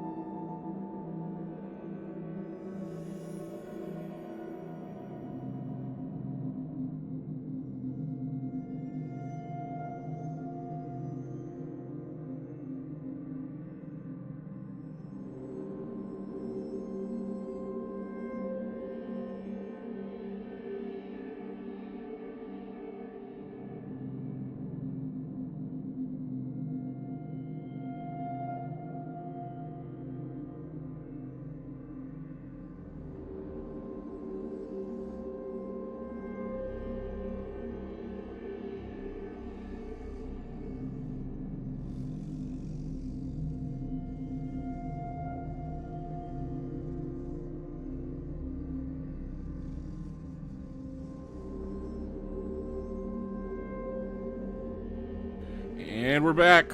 All right, hey guys, We're back. hello, hello. All right, so as we are, that was a lot of combat. I mean, well, not a lot of combat, but just a lot of tense situations. Lurkana is escorting you guys outside for a bit, while Azrak is pending his next course of action. And Sabak is going to go away for a bit. I kind of pull my cloak of protection up and over to kind of, I don't know, disguise myself a little bit just so I feel like she doesn't put out as many fires with it. And any sudden movements you're doing, they're on guard, looking at you. Like they're holding their reactions in case something were to happen. So Lurkana's out there and speaks to you guys and says, "Thank you for your help. I never thought old Quist would have been the cause of this." I've only had bad experiences with mind flayers, so can't Yes. really speak to that. They had already mentioned one of Xanathar's mind flayers. Well, I'm guessing another mind flayer. Nihilor is another one that is doing this on the surface as well as probably down here. So we have another reason to want to kill him. Well, this is going to cause some problems. Because he kind of kept the peace between Skullport and us, so Xanathar is going to come after us now with that. So we really have no defenses. With the Drow coming at us and Xanathar coming at us, we are going to be eradicated. Are you aware of the sea hags No, in the cave system? no, I don't. There were some caves inhabited by Grimlocks and 3 hags. They have Okay. all been routed and destroyed. All right. So if you need to escape, we can give you directions to that part of the cave system. He smirked at you. Escape. Are you telling us to flee? No, but in case you need you and your family need to go somewhere. We will stand our ground here. We do not back down. We die if we must. That is our last resort. We are not going to flee. And you shouldn't either. I meant nothing by it. I just wanted to ensure your family's safety. I mean, we are at a dire situation, but there could be something that could change the tides if you're willing to help us. Kill Trista? Well, yes. Personally, I hate the bitch, but of course. Cheers. I know it sounds like a crazy plan, but don't you think that if you're defenseless here, like, don't you think that working with the Drow to defeat Xanathar would be an interesting course of action? I'm just throwing it out, Simina. You know how those Drow are. They want them dead just as much as they do. I don't think peace is an option, and Trista is bloodthirsty as Drow come. Then why didn't they just... Because they're constantly fighting back and forth. They can't overwhelm one another, I think is the reason. Mikhail just has a hard time finding the logic in any of these people and just kind of walks away from the group. No. You'll come back here and Xanami will reach out and grab you by the back of your cloak and flee back. You pull feathers off.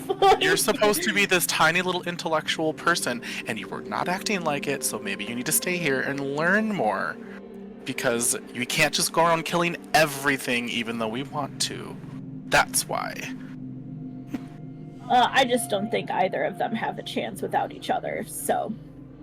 Well, you make an interesting point, and Xymena will let Mikhail go by the cloak and look at her and say, well, what about bolstering your own forces? there are goblins and hobgoblins of which that are not affiliated with Xanathar, nor have mind their intellect devours in them on the second dungeon level in a marketplace. At the very least, bolstering your numbers could help. You could. However, the drow have that control. We can't get access to second level because it leads right to their domain.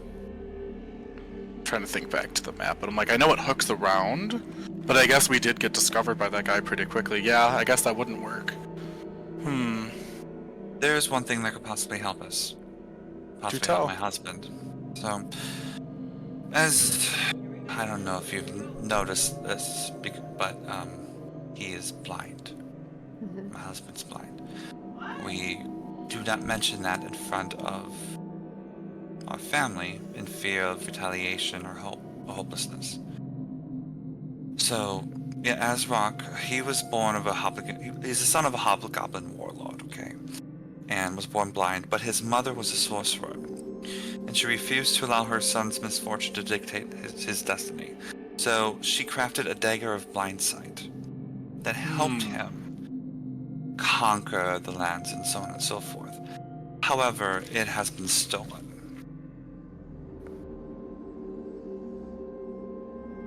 So... By who? I'll get there.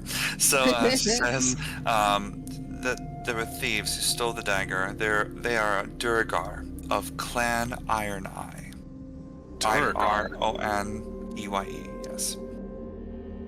I figured it was only a matter of time before we saw Durgar in the Underdark, of course. I had thought that they may be hiding in Skullport.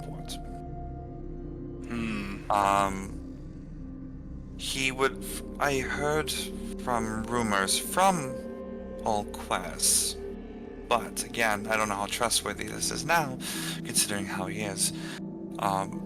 He would frequently drink ale at a local tavern called the Black Tankard before heading deeper into the Undermountain. So you assume probably it's maybe on another level. The tavern's proprietor is Drune Stone Dark. You can probably ask him. Maybe he has some intel. I suggest you read Skullport first and just ask for directions. Maybe Drew knows something of where this Durgar was talking about where it's going.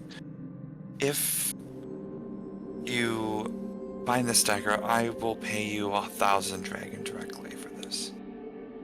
As a thank you. Because that will change the tides. Azrock, oh my god, he is such a leader and a warrior.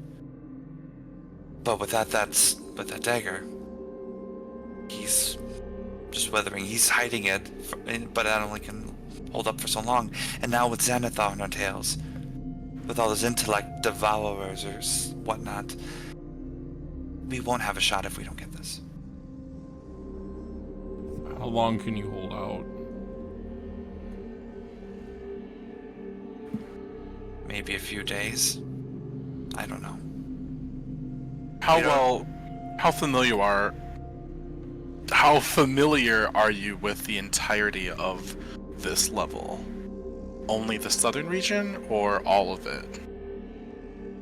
Well, this whole town that you see here was part of Stormcolder. It was a dwarven town.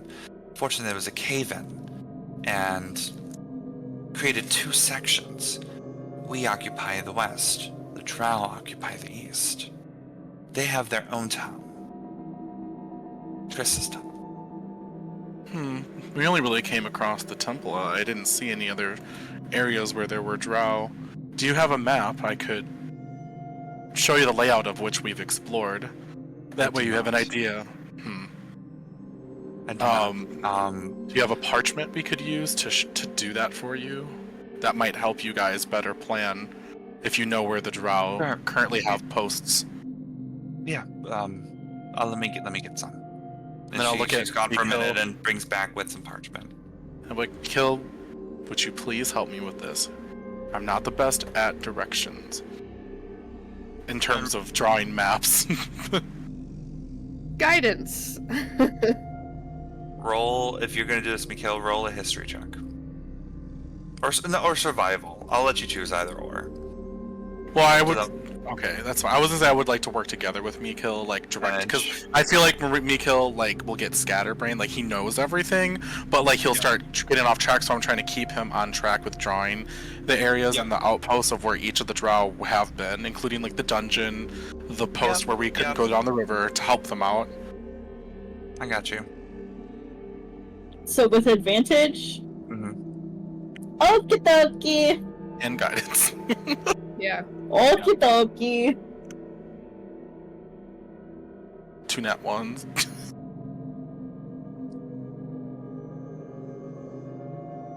You also don't have to if you don't want to. If Mikhail says No. I'm good. Okay. So I rolled history, and I got a 19. It's Okay. good. You needed that. Okay. So, I'm just going to make it easier for you. I'm going to show you the big map. Because this is what she explained. So this is what you guys know so far. Right now, you are in this part. Right here. Okay. She explains that here is the entrance to the town. So we just didn't go far enough. Remember when Ilnor, the Drow Mage, was telling you not to go that way and going south? Yeah. They wanted you to go through the Dryder Cave so that you don't go through her town and go through Triss's stuff. Gotcha. Whew. Yeah. Yep. So that's why Trissa wanted to escort you guys properly. So she explains that also, I'm just saying this in my normal voice too, that some of their men have tried to infiltrate the Drow as well. One of them did come back and said another way is this way. So you can go up north here or go here. That is to Triss's part of the town. She explains that Stormcolder was the town that had a cave-in, but the layout of this is similar to the Drow layout as well. So it's just split into two. The Drow have the east, the Hobgoblins have the west for the most part. And Xanathar has Skullport and the Sea Hags, and maybe Hallister had the south. 4 factions. Okay. So I'm just relaying her all of the map areas that we have explored. I'll expand on that. And just let her know like the intricacies of each area. Like this is where the hags were, they're not there no more. This is where like these ghost sailors were, they're just looking for treasure, so they generally won't bother you if you don't have any. All of that information that we have come across, in hopes that helps them navigate patrolling and maybe last a little longer, so that we don't have such a short deadline, if it does help. Yeah, I think it definitely will out of game, because you are giving her potential allies, potential enemies. I mean, it's just more navigating, and you being 100% honest with her of all the dangers that are there. You're showing allegiance and you're building a rapport, which is what you need. And don't swim in this river. And she'll make a point to do a whole line. Yes. Just cross the shallows or get a ride with the skeleton. He doesn't hurt. All right. He just smiles. Good to know. briefly. Okay. Well, were you planning on getting the dagger? I think we will look for it as best we can. With the information you've given us, I'm sure we'll find it in no time. And if you are able to infiltrate the Drow defenses and eliminate her, take all the treasure that she has. I know she has a ton of it. I know she kidnaps people, kidnaps prisoners, and then she takes all their stuff and I think locks it in her. I don't know if she has a vault or if it's her room, from what our men have been telling us, but she has that. And out of game, Marta, Moonshadow, possibly belongings are there too. Yeah. We will have to make a choice to go do that first or go look for the dagger. I think the dagger is in the best interest to help get you guys on your feet, and then we can potentially go together or up to defeat her. 'Cause Mhm. Yeah. One last thing she mentions too is that, and working with us and eliminating her, we can get you down to the next level if you need that. Now, I know you guys are going to have continued suspicions of me, so is there anything I can do to help put your people at ease? Because I have no problem changing into a different animal and it'll look as if it was something else. But, I'm his wife. I can talk to him. well, I meant the entire community. Oh, Being on edge is Well, not good for yeah. morale. I have a way to get to him and for him to, you know, I pull the strings, he's the mouth. You're the neck and he's the head. And That's the neck, exactly what I was the thinking. neck can turn the head any way she wants. And I kind of looked down at Mikhail and I go, I told you you were smart. As she's continuing the conversation, Azrak calls you and come back. Lurkana's like, don't worry, just relay, work with us. I'll wait for her to go in. Yeah, Follow Lurkana walks in. I was getting a read on them, honey. Especially the drow. It's best to let them explain. He nods. He's surprised that Lurkana is speaking up about this, especially outward in front of everyone. But he's keeping quiet and allowing you to speak. Whoever wants to take the lead. Yeah, go ahead, Craig.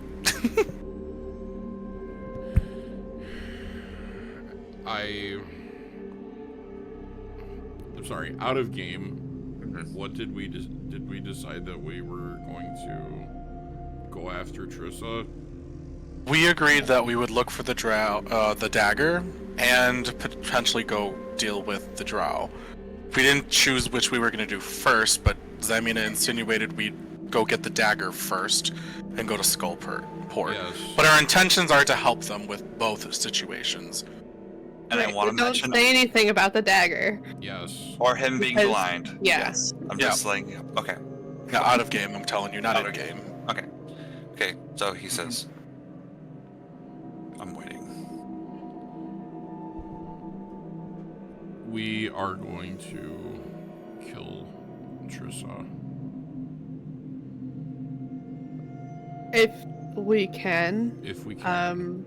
I think first, your lady has given us a bit of a Wife. task. Your wife, yes, has given us a task to do that we were going to do first. What is And his if- task? His wife, it goes, honey, I have it under control. It's fine.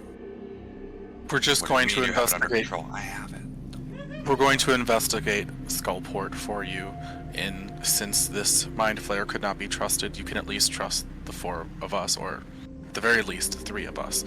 But we can go explore and come back, and then potentially deal with Trissa immediately.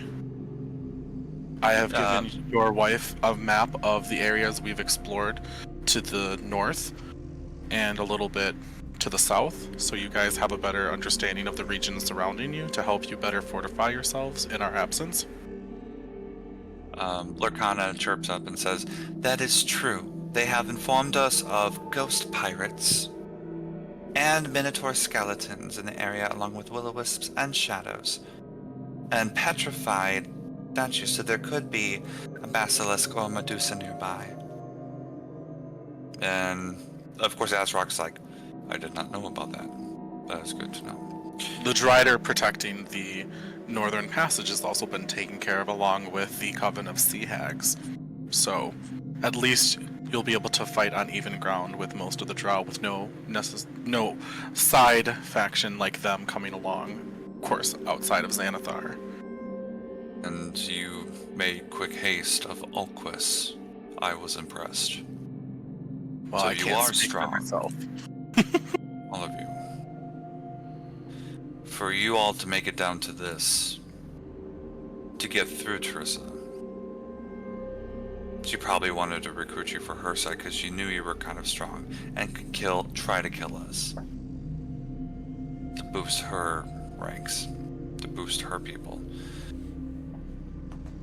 Alright, I made a decision. You will have safe passage here.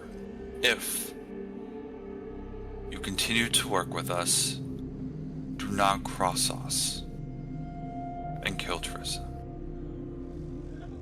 There is one more thing that I think would be of your best interest. And her gaze kind of goes over to the corpse of the bugbear who had the intellect devour pop out. Yeah. And to the best of her Yeah. ability, she will relay how she's able to, at least at the best of her ability, tell the difference between the normal bugbears and the ones that may have a little more intelligence than they should have. You know, in that it's like little quirks, the things that kind of set them apart. So hopefully they can set up their own, because in Zymina's mind, they already have a really sophisticated system set up here with papers. They all seem to be very intelligent to run a community, a society. So perhaps they can now have better ways of detecting these other goblins, hobgoblins, etc., that are infected with intellect devours and dispose of them. Yeah. So I'm trying to give them the best information on how to detect that, so that all of the people can come together as a community and make those checks, hopefully, and not just the leaders. Yep, you relay that information out to Lurkana and Azrak. Out of game, Lurkana is going to talk to all the Hobgoblin captains, also studying them as well in case one of the Hobgoblin captains is infected. Mm-hmm. And they're going to have a new process. They're going to screen everyone. They're going to screen everyone in their ranks to see if there's any intellect devours, anything like that. Only time will tell. But of course, if there's any updates, I'll let you know. Yeah. Yep. I figured that would be important for you to know in and out of game. Yeah, of course, no worries. And I kind of figured you would do that too. No worries. Sounds good. Let's see here. She also suggested that, well, if you plan on traversing further, maybe you can visit Petra Creepa. She can probably give you some secrets about this Undermountain. Maybe request one additional thing. Sure. Would we be able to investigate Hallquist's room where he stayed? Perhaps there's something there that could help us with Skullport. Make a persuasion check. While he's doing that, what was the name of that? Rita Creepa. P-R-E-E-T-A. Creepa's K-R-E-E-P-A. Wow, it's like I Peter really Miller. had that. Did you get it? I actually rolled an 18. Nice. Azrak says, you finished him off. Be my guest. In that case, Oz wants to investigate his body and see if there's Okay. anything that he's got on. Let me see here. In that case, loot.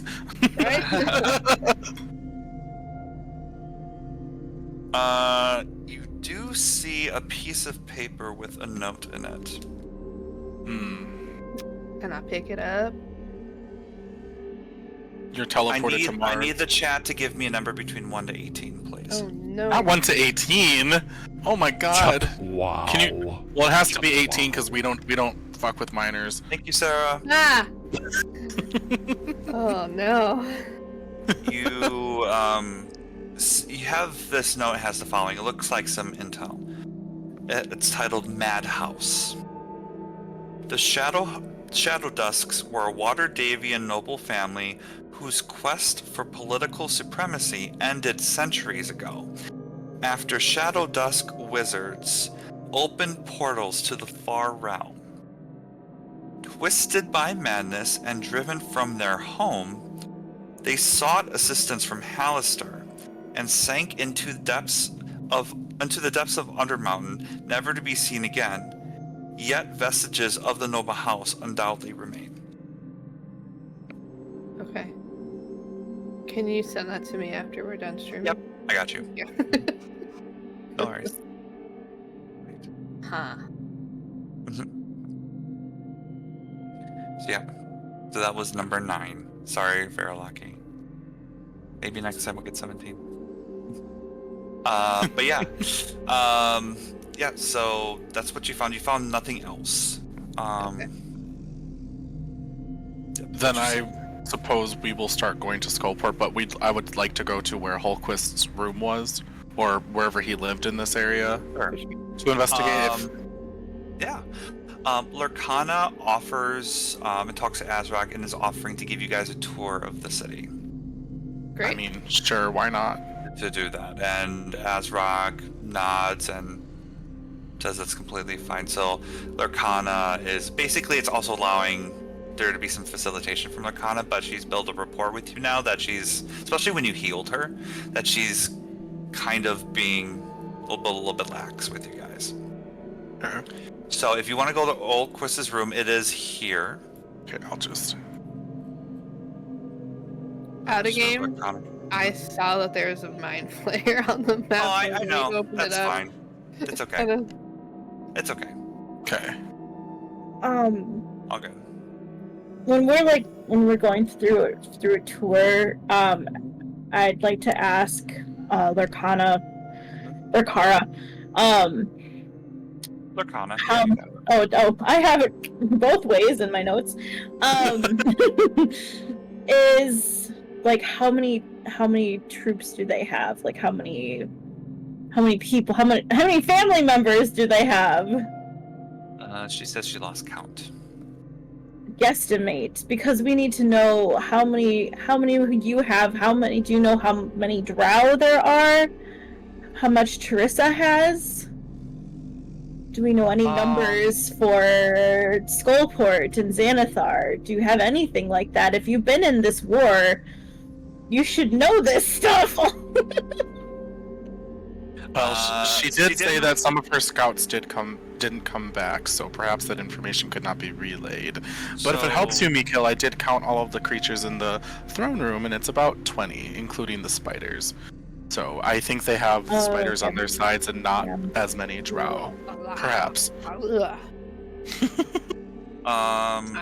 Yes. So out of game, they don't, like, I would have to count every single one. But Jeez. Come on, Kimarie, stop hurting him. No. I know. So what I will say is basically, it would be, you're looking at, for goblins, about 40-ish. Bugbears, you're looking at probably 10 to 15. Hobgoblins, probably 20. Captains, probably around 4 to 5. Yeah, you have the Ollie Tug that was there earlier, who's an ally. That's there. Preta Creep is also an ally that she mentions too. With Drow, she is not 100% on that. She's not sure because not a lot of people had the chance to really explore all of that and came back alive. But she's guessing probably around at least 20. But she knows that Trissa has a pet chimera. Oh. I'm sure that will be Along fun. with spiders, troglodytes, and quaggots. That are part of her army as well. Also, Grimlocks. So they have more in numbers, essentially, with more different creatures than Trissa does. I mean, than Lurkana and Azrak do. Okay. And Xanathar, she mentions about Skull Island as well, and it is matching up to what that female drow said when you counted her. Seems like they have a lot of minions at Skull Island, not essentially Skullport.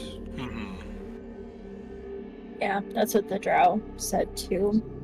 I just say to the party, I just can't get what the drow said at the river out of my mind about what she said about Teresa and the power that she has. And that it scares me. So I don't know what it is, and it sounds like it's gonna be difficult to go up against her. Well, Mikil, I got a good enough look at her, and I imagine she is some level of spellcaster.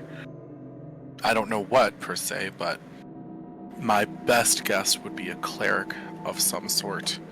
I don't know if there's other types of casters that are similar. So, but they worship her for a reason. So I'm sure it won't be easy, but if we continue to get the jump on people with certain someone, she kind of like eyes Craig, you know, perhaps it will give us a window of opportunity. Okay. Lurkana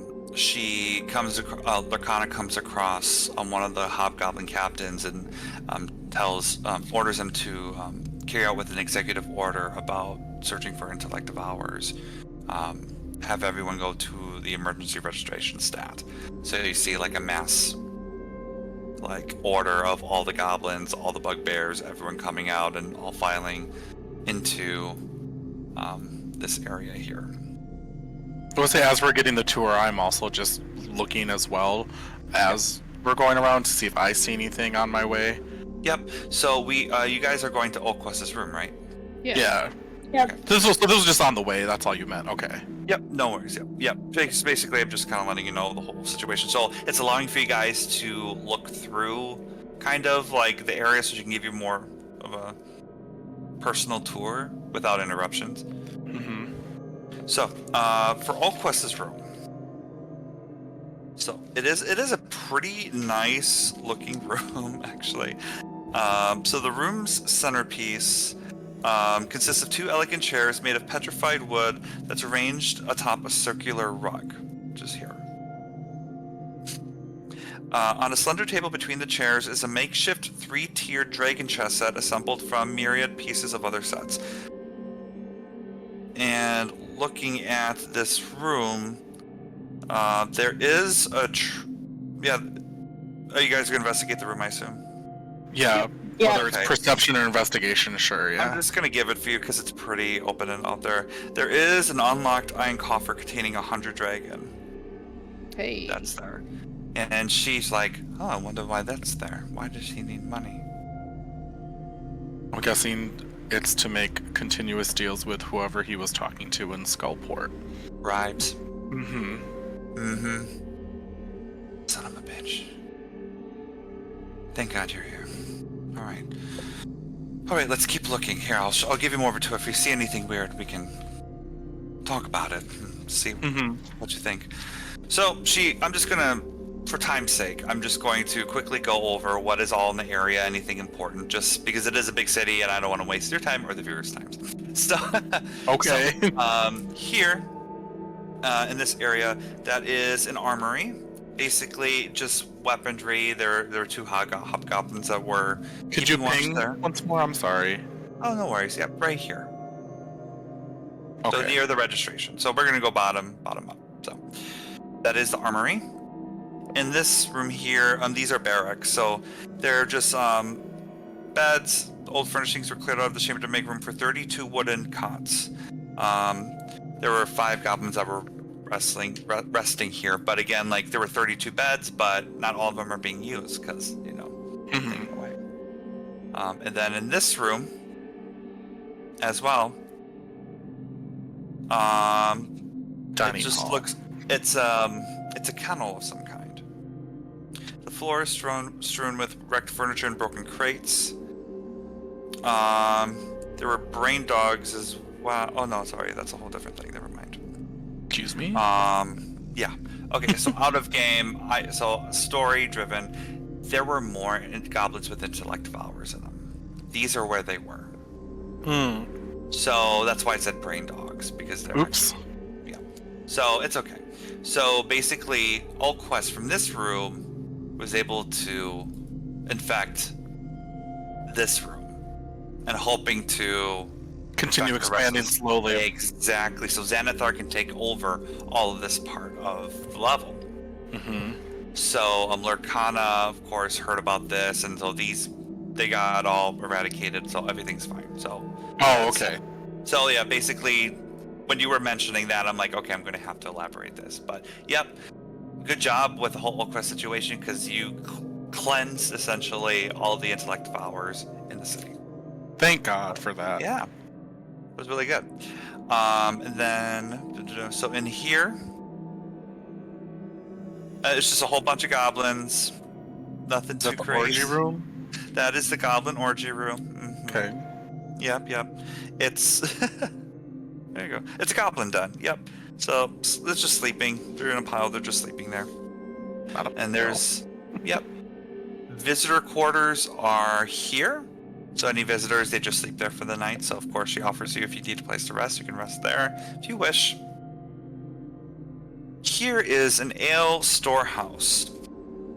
So they explain that there is a place in Skullport called Gyud's Distillery that basically sells casks of Wormwiz, which is a muddy swill. Wormwiz? Not that. Wormwiz, that's the That name. sounds like E. Exactly. Yeah. But that's what they like to drink here. That's where they keep it. Great. Yep. And these are captain's barracks, so all the hobgoblin captains sleep here. Then you were in the throne room as well. As we continue.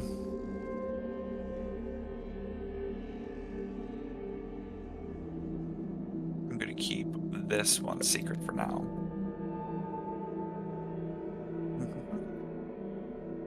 Well, we're gonna explore it. I know. Okay. In this room, you see one of those gates again. So embedded in the west wall of this empty chamber is a gate. The keystone of this arch is carved to look like a gold dragon wormling with its mouth agape. And Lurkana says, I don't know what that gate is. It was here before we ever got here, so we weren't able to figure it out. You see like a bunch of cobwebs, it's very dusty. Dan, Just as I don't know.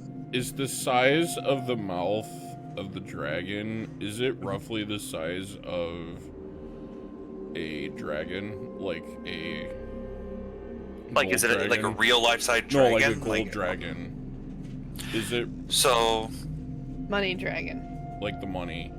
oh, I'm sorry, no, like actual gold dragon wormling. So like a baby dragon. Is the size of the mouth opening, is it like roughly the size of a gold Gotcha. coin? Thank you for clarifying. I understand now. Can you roll investigation, please? Guidance.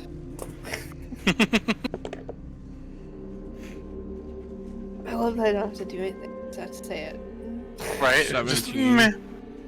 Okay. 17. Okay.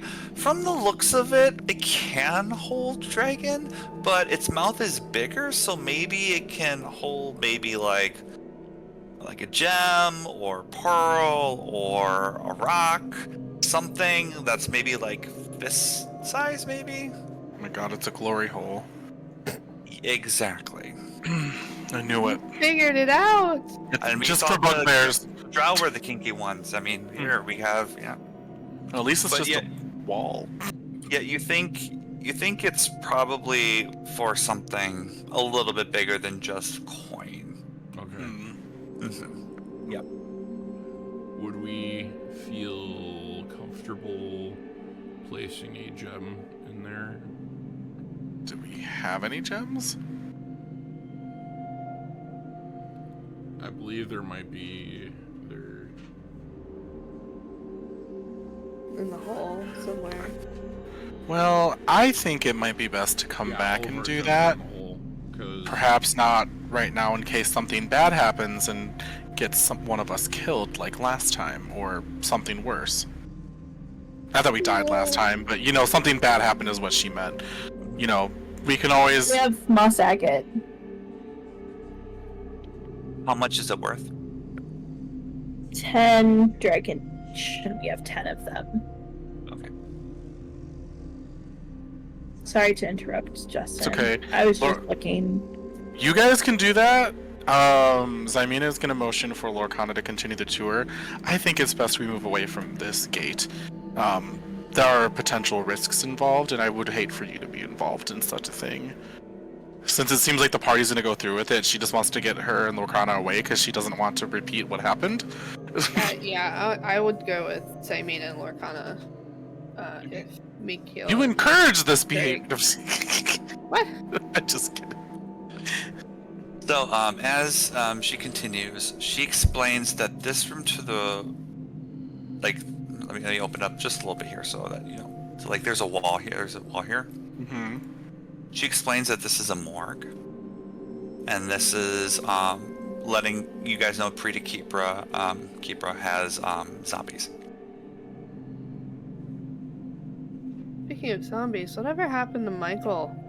Yeah, I just had him stay out of the city to not cause problems. And since Dan didn't mention it, I didn't bring it up. I didn't want to add to it.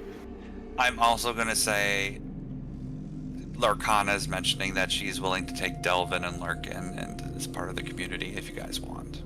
Cool. At least for the moment. She said she'll put a word in. But yeah, so that's the morgue. And then here, whoever is following Lorcana opens the door, and you see all these goblin children coming to you guys and like hugging Lorcana's legs and Lorcana, it's so good to see you! I miss you! How are you? And they're just these little cute little things. And there's also a couple.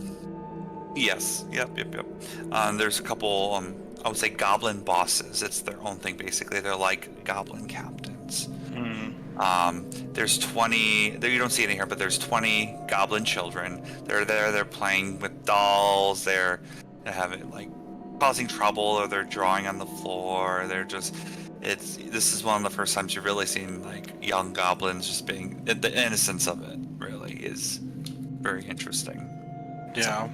I think this is a good place for Lurk to stay.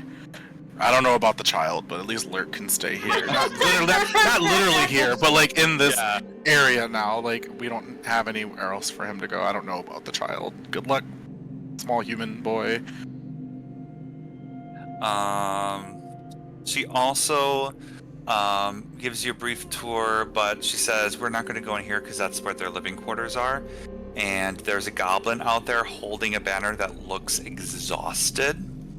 She explains that, yeah, that is Saltnose. He spilled a whole bunch of food on my husband's lap and thought it was funny, and now he's out there for 3 days punishment holding a banner.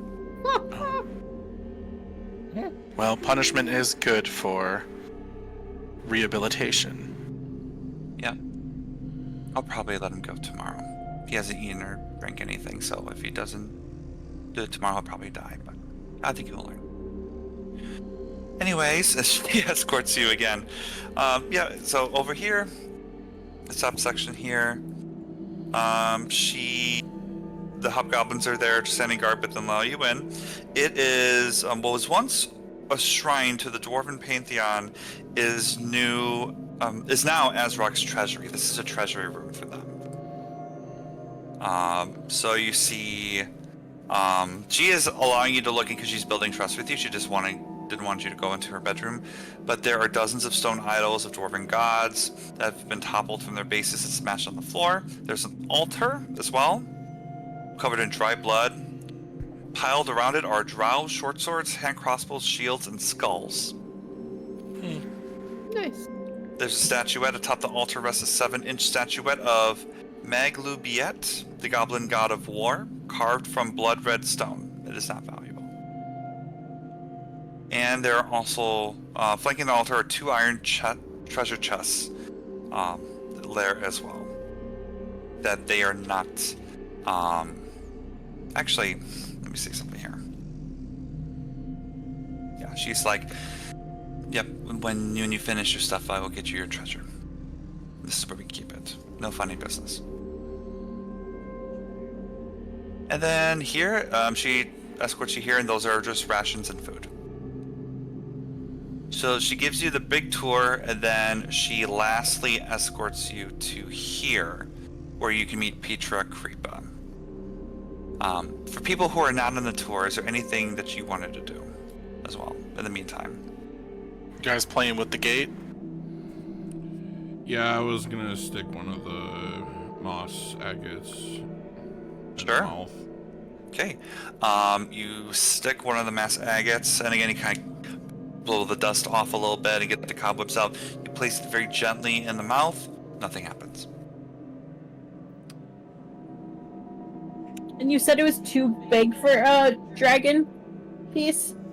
Yeah. So I mean, you could put a dragon piece in there, but it's big enough that it could fit something bigger, like a gem or a rock or a pearl Okay. or something like that.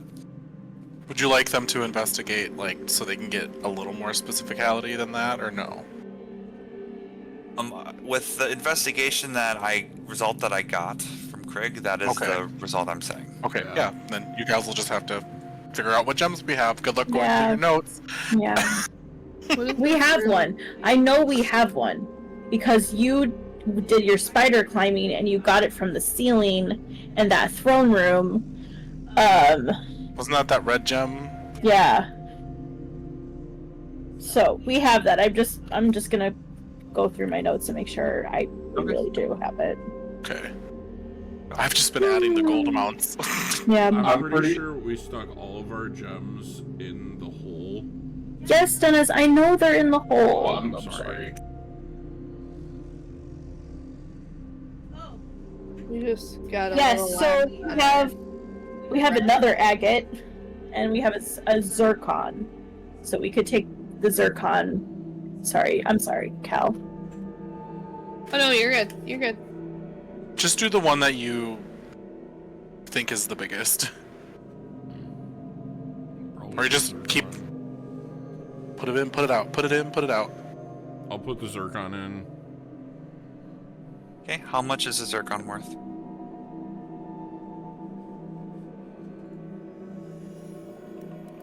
I don't have it written down. 50 gold coins. Okay. As you put the zircon in there, nothing happens. Just rests in there. We might have to find something more valuable. Or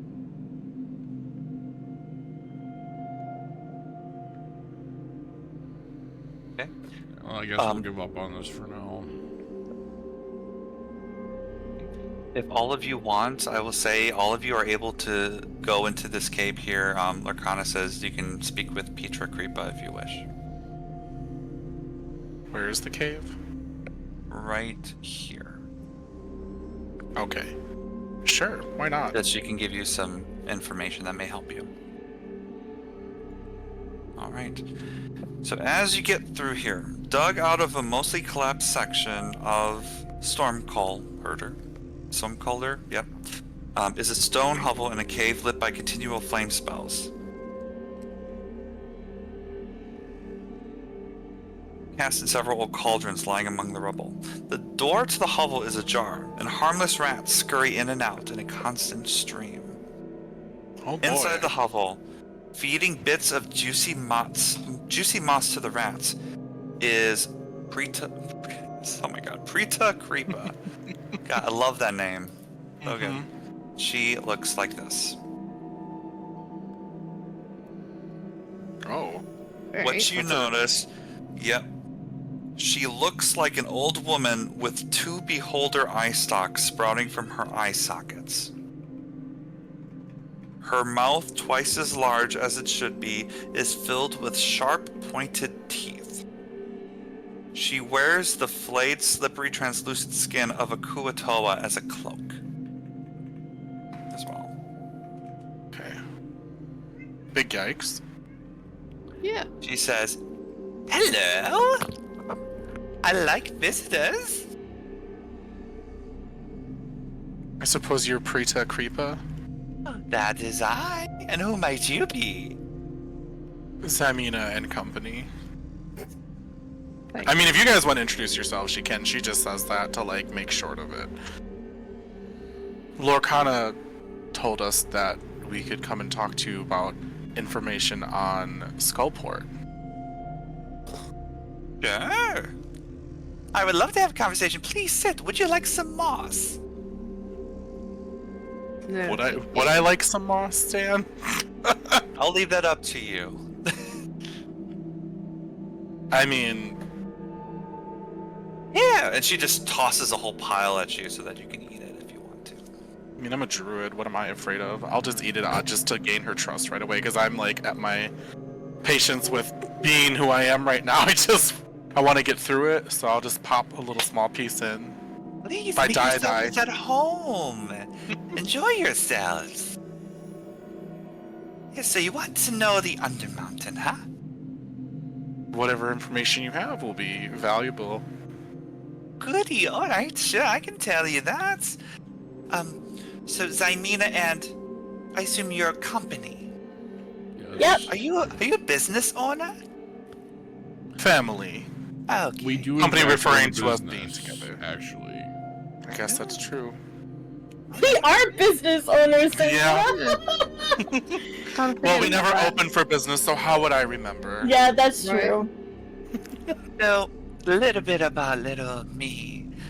I served as an assistant to Arcturia, one of Hallister's apprentices. Can you spell that? Arcturia. Thank you. Arcturia. So she served as an assistant to Arcturia until she said, "Thank you, Cal." She says, "Well, until Arcturia transformed into a monstrous." Arcturia transformed her into a monstrous horse. So Arcturia did this to her. Oh, Yes. that's nice. Shocker. Yeah. We all assumed it would be Hollister. Right? Yeah. So, yeah, Arcturia we kept our distance.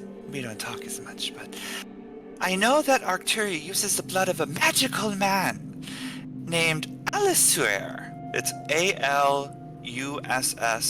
Alussiarr.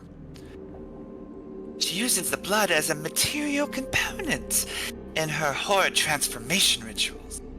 Like yours truly, as one of her eyes kind of goes like one way and the other one goes down. She suggests that she suggests that you free this magical man, to prevent Arcturia from creating new abominations. And I'm assuming that this Arcturia is doing this to impress Hollister in one way or another. She goes face to face to you and says, "Yes!" And the eyes go up and down.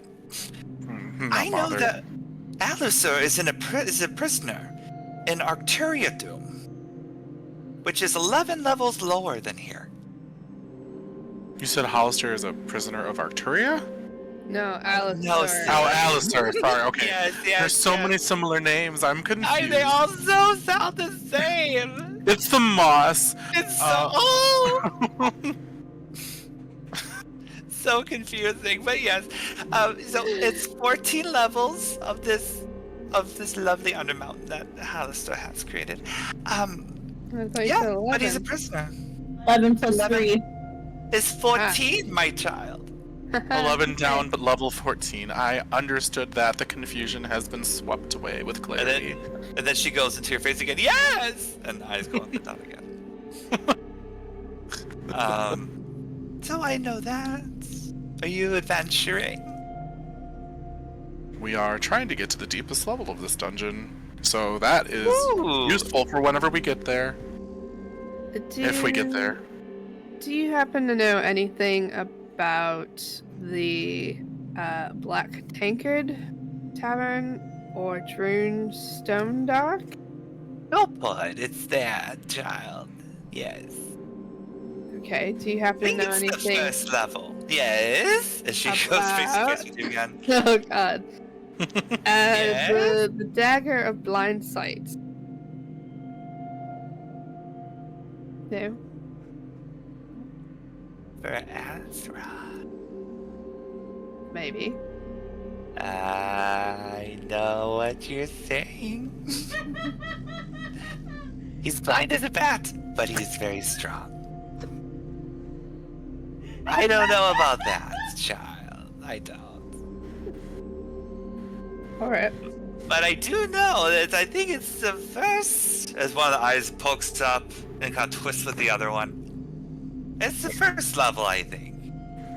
From what I remember, it's been a while since I've been there. Wait a minute. You're telling us we missed a tavern on the first level? Skullport is multiple levels, child. There's 3. Oh, Ah? I did not know that. That is a lot of levels. Yes! So much fun. Wait, so to clarify, you're not saying Skullport is in three different dungeon levels. So you're Skullport. saying that Skullport has like Stories. 3. Stories. Alright. It's not Oh. dungeon levels. Think of a building with 3 levels. It's 3, like, Yeah. bottom, middle, Oh, upper. maybe it's like a stronghold is what you made, but maybe Yes. it's implied, not like an actual port. Okay, There's a building gotcha. with 3 levels on this level. Okay, thank you. I understood. There were so many dungeon levels involved, we were confused again. So many The moss use is of getting the word us. level. Level. Yes. It's okay. We're getting close to the end. We'll get through. Yeah. What else do you know about this dungeon that Hollister had created? Oh, you guys seem very friendly. Not Can you that tell level. me a secret first, and maybe I can share? Because we're friends. I burned down a tavern full of were-rats. That'll Wait. do it! Was it were-rats? It was Wait a were-rats. second. They were Wait a second. Wait, do we know this now? You've assumed that it's Yeah. true, but I never openly acknowledged it. I've always denied it. So now I it's just the- want to be like, I knew it!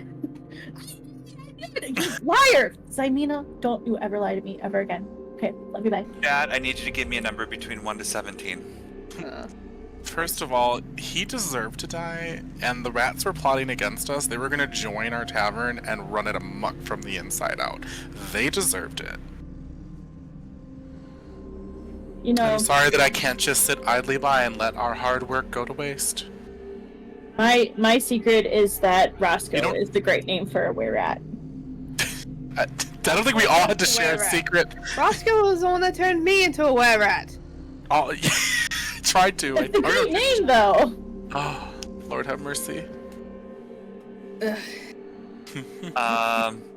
That's okay. What I'll do, I'm just going to roll then of who's here, and then I'll have you guys choose a number. Dennis, give me a number between 1 to 17. 13. Okay. Hey, that was I. And Mikhail, give me a number between 1 to 17. Without 3. not 13, no. So 3 and 13. Okay. So, here's the secret about Skullport. Okay. Skullport overlooks the Sargoth River, a watery thoroughfare that cuts through the 3rd level of this Undermountain. Where you're at right now. Pirates once used the subterranean settlement as a trade port, but now it's a monster-infested haunt where spies and assassins own their craft. Beware the fortress overlooking the river. Its garrison is commanded by an evil knight with a wyvern mount. Right. Another one. Let me get into the mind bank here. Alright. Right. There's a death tyrant.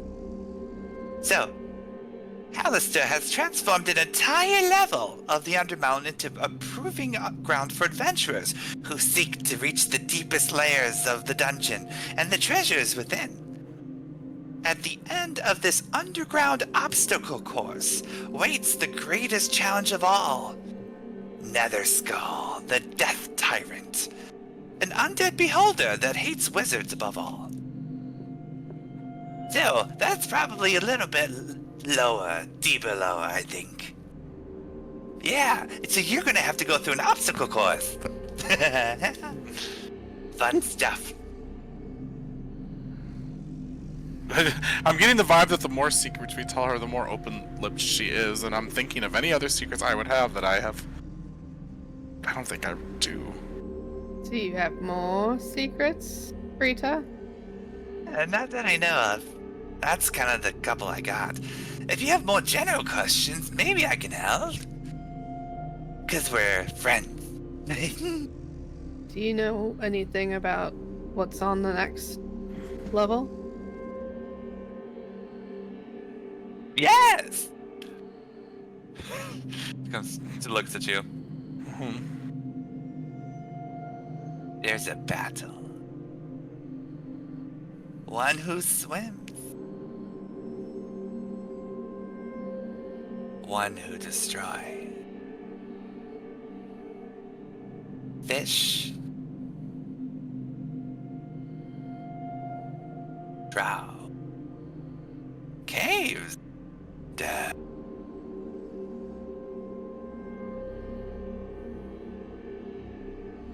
I like being cryptic. It makes things interesting. Maybe for you.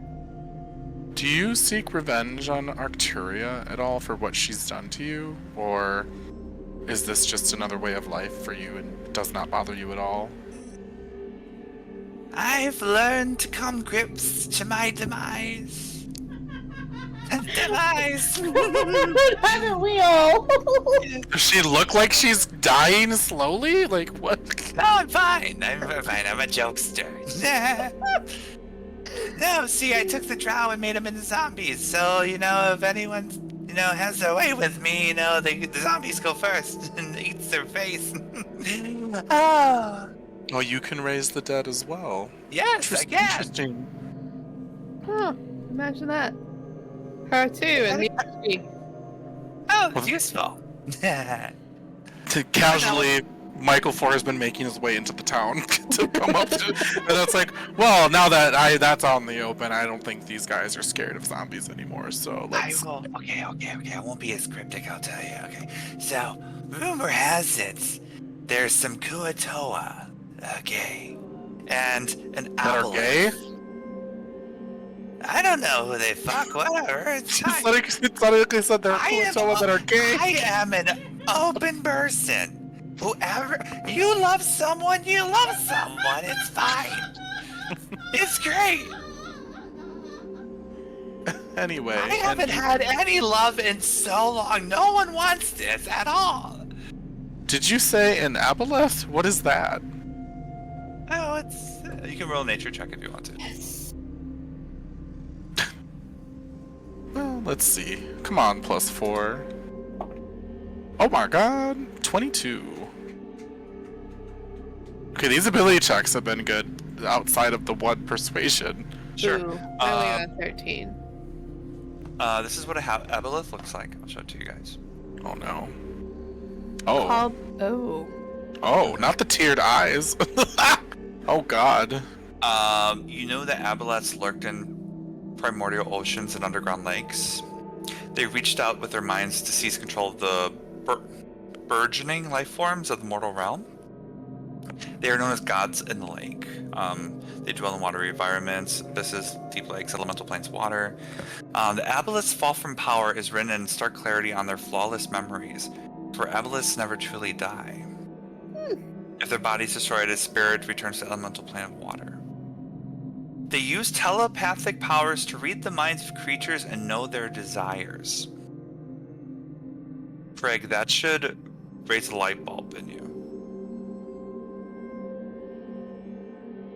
An aboleth uses his knowledge to gain a creature's loyalty. Think about first campaign of a telepathic creature that was wanting to know. Is that what's in the stone? Yes, stone of galore. Oh, I would have never thought that the Sonoclore was technically I was aboleth. That's fun. I was wondering. I remembered the name of Still in the hole, by the way. Yeah. The name of these- Have the stomach glow. You do, yeah. No one really wanted it from you. Yeah. You also do know that they do have layers as well. Oh god. Onions have layers. Ogres have lair, onions have lair. Oh, it really is just gonna get harder with every level we go down, isn't it? I don't want to fight this Aboleth thing. Then again, So, she mentions that that there is a rumor has it there is a combat between the two. So, but I haven't gone down there. It's just rumors I heard. It travels. do you or are you familiar with Trissa or what powers she may have as a spellcaster? Natural 20. Natural 20. Natural 20. No, I don't. Damn it. I haven't met her in person. Though she's a bit of a bitch. That would be correct. That is the biggest understatement of the century. You are so fun. Have some more moss. She's just overconfident. She hasn't been put in her place, so I imagine that's the only reason why. Is this moss medicinal? I think it's just Yes. moss. I'm a doctor. Have some. Wait, say that again. I'm inciting just I'm a just doctor. for my own information. How many of your patients have been alive? 7.2. Oh, just It was seven. the accident 20 years ago. Well, she raises zombies, therefore she is a doctor, at least bringing life back corrupted. I love you all. You're so funny. So funny and animated. Makes these old bones go up and down again. And all around. His eyes kind of spiral, just whipping around. Okay. How's the dating scene? Fine. It's a little rough. Speak for yourself. Rough for you. You have a girlfriend. Who I can't see at the moment. Yeah, but you have a girlfriend. I have no one. Because you literally tried to kill them. Well, I can't help it if my god asks me to kill people, okay? You can help it because you're supposed to do it. Oh, I can't because they're literally gonna take over my body and make me kill people. So You guys are arguing. She's creeping up in the middle and her eyes are sticking out. This is so interesting. The great question of life. What is love? There is no love. they No don't dick. hurt me. Anything else you think we should know? Stay together. Noted. No splitting up. Got it. Alistair has a giant eyeball on the second level. Just runs you through like a boulder. Do you mean the zombie beholder? No, it's a literal boulder that looks like his eye. It just flattens you. You just like that. Well, I guess we must have missed that. Well, Thankfully.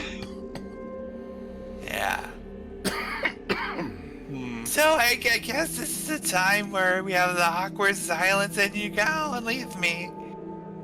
Yep. I have one question.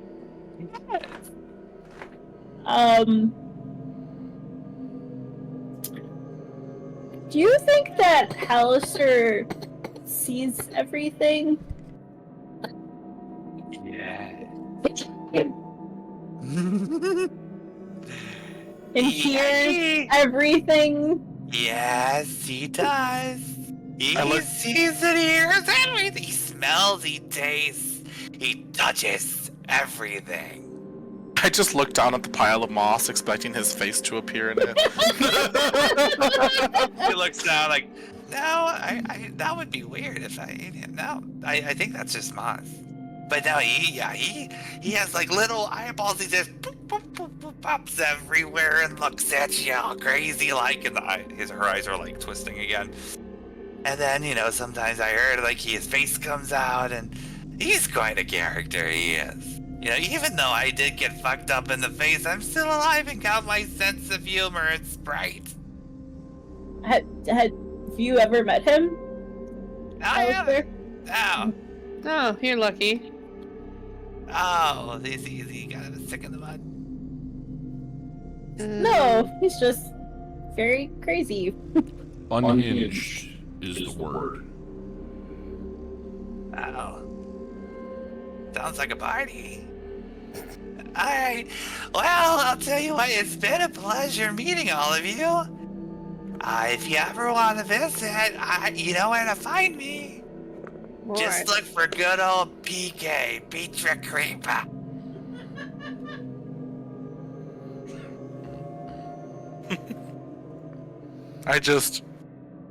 And then start walking away.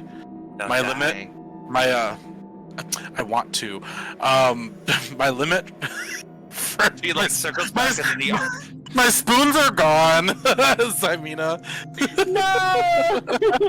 as she backs up, you just see the two eye stalks just in the darkness and gone. Nice. Okay. Wait, is your name Prita or Petra? I thought it was Prius. It's in my map it says Petra, but in the book it's Prita, so it's Prita. Sorry. Oh, Yeah, Prita. Prita. I Prita mistyped. Creeper. Yes. Okay. Cool. God. Like, did I just totally botch that spelling earlier? Oh my goodness. Okay. eyeball. Are we ready to go? Oh. Can we go now? Yeah, we can go to the south. If we're gonna go try to get to Skullport, that is. Or they said they would tell us where to go. Yeah, so if you're looking to Skullport, and then I guess what I'll do here too, because you can know the secret now. Zombies morgue right there. God bless. So I will do this. that helps the totals a little bit. Yeah, they're Yep. pretty. They have fortitude. So, They do. Who's this Lord. one? What? There's somebody in here. That's What just a is it? bitch. Oh, that's a goblin boss. Oh, okay. Yeah. That's just. I'm assuming uninhabited houses, but like buildings that This they actually might has. I think I just probably just copied it just because. Yeah. Okay. Yeah. So she explains that there are two entryways here that are connected. Okay. So looking here, as we navigate through this, she escorts you to. There's like 21S, 21R. Like there's over 20 21s here. Oh my god. She escorts you to part of the tour, a barrel stark garden. Oh my gosh, with Lord an have expanded mercy. dungeon here. So you can ignore that. Okay. So here, there are clouds of harmless and dimly luminescent spores that hang in the air. She explains Love that it. this cave contains a giant garden of barrel stark fungi. So barrel stark fungi, stalk fungi, is a mushroom in Dungeons and Dragons that has a hard woody outer surface, but the inside is hollow and could contain about 5 to 8 gallons of portable water. So it's a way to have them move water across. Nice. Interesting. The inner rings of a barrel stalk were made from an edible polyp. And some reports of this fungus said that it was only edible when young. Once matured, it produces spores, and the flesh turned poisonous, making it useless as a source of food or water. So it's like you have to just take it out just right in order to effectively use it. But there are just light spores there as well that you see. There are 3 goblins that are there. They're gardeners. They have some gardening gloves and some tools. They're like, gonna make some barrels talk. Like they're just talking to themselves. They look pretty content and happy. And they also kill any spiders or rats or any vermin that's infesting it. It looks like they're just tending to it. Cool. And then she brings you down here as well. Oops. Go back. Yep. And she said this is the way to Skullport. There are 5 hobgoblins that sit watch in the middle of this 20-foot high cave. A shelf-like fungus resembling a mass of rotting flesh clings to the north wall. This fungus is called ripplebark. Now, ripplebark. Ripples fungus all around. It's known as a major food source. for orcs, apparently. Yeah, they resemble masses of decaying flesh, but has a nut-like flavor. Despite its looks, it's quite edible in its raw state and could be roasted to improve its nutty flavor. Scorched or burnt cripple bark, I know. It can, yeah, if it's burned, it could still be edible, but it could also neutralize disease and germs. A single large shelf of ripple bark could be harvested for 7 to 10 pounds of food. So essentially, this is a food and water source for these hobgoblins and goblins. So they have their food, their water, their armory. So this is just a place where they all get together, to harvest their food and water. So, yeah. Cool. Smart. Yep. And of course, the hobgoblins are like, of course, for preventing you from entering, but then Lorcana just gives them a nod, says they're with me, so they let you pass through. And then you're at this part right here. 223B on my end. I hope this is Cootie Spore Spungus. So this enormous cavern has a conical roof that rises to a peak 50 feet overhead. There are spores. The air is full of harmless, dimly luminescent spores that form clouds around gardens of moss and fungi. Now,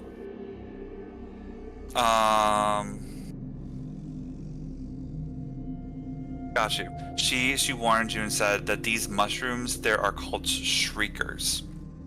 These mushrooms allow for alarms to happen. So basically, she lets the hobgoblins know, like, we're gonna trigger the shriekers. So they'll be warned. It's just an alarming system to prevent people from trying to sneak through the gardens into the hobgoblin camp. So, yep. So, and also in that area too. Oh, actually, those are the shriekers. That's what they were. So they look like this. Oh, so they're like creatures. Oh. Yes. That was the thing. I was like, oh, what was that token? But I was just copying and pasting. So let me see if I can get you guys a bigger picture. No, it won't give me a bigger picture. But it's just... This is a pretty big picture. Yeah, so it's just... good. So basically, they are just mushrooms, but they pretty much have the same type of use for alarms. Usually it's... Yeah. Each shrieker cries out when a creature bright light comes within 30 feet of it, alerting the guards. So 30 feet. So that you can put that in your memory bank. And then here, she lets you go and says, all right, so right here is Skullport. Be on your best guard. Just be very careful. If you go through the towns, you should be okay. But if you head south of Skullport, you may get to Skull Island and they may be alerted. Xanathar's people. So just be mindful. Probably just explore the town. You may find some good stuff there, but just be careful. Don't try to go to Skull Island. It's not worth it. And just to clarify, Hulquist, well, rest in peace, was the only person you had as an ally in Skullport, right? You don't have anyone else you know of? Okay. Correct. Yes. If we find any more hobgoblins or of the like, would you prefer we send them to the checkpoint so they can be checked out if you'd like to grow your forces, or preferably do that on your own? After what I've witnessed here today, and how we have respectfully treated our family, I think they were forced by those brain creatures. I think there's no rehabilitation for them. So they're just lost causes at this point, as if they were already dead. Alright, well, we wish you the best of luck in fortifying your defenses. We'll try to be back as fast as we can if we find the dagger. Alright. Yes. Sorry, like, I guess out of game. When she was telling us about the dagger, she said that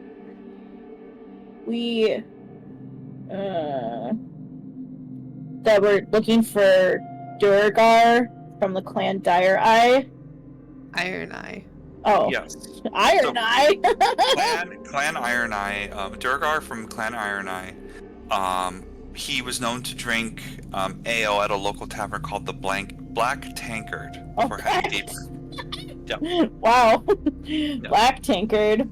Black Tankard, yeah. But she said, so when she said it was on another level, are we talking about the 3 levels of Skullport, or are we talking about Underground. dungeon levels? Dungeon level.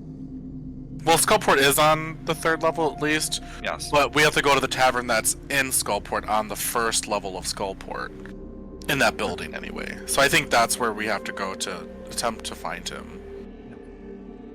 Yeah, Or- that's or why this find map gets intel. bigger and Right. bigger. Yeah. Unless Skullport is 4th level, I don't think so though. I think it's still part of 3, to my knowledge. It's huge. All right. Any other questions out of game? And Droon Can we Stonebark level is up? supposed to be at Black Tankard. Yeah, he's the proprietor. Yes. Droon. Okay. That's Thank correct. you. No, you have not leveled up. Oh God. I said, can we? No. No, Ugh. please. All right. With that being said, you guys move deep into the cave, and we're gonna see what happens next God. time. Can we at least see the? No, I want to see the map, please. No, you're gonna have to wait till next week, No. because that's how we get people interested. No, I'm kidding. No. Who? We're gonna be the Ryan Seacrest of American Idol Follower. and just like totally just fuck with everyone. No, okay. Hope you guys enjoyed watching. Thank you so much for your time, and hope you guys enjoyed. This is Roll Or. Roleplay! Bye bye. Bye. Thanks for watching, everybody. Love y'all.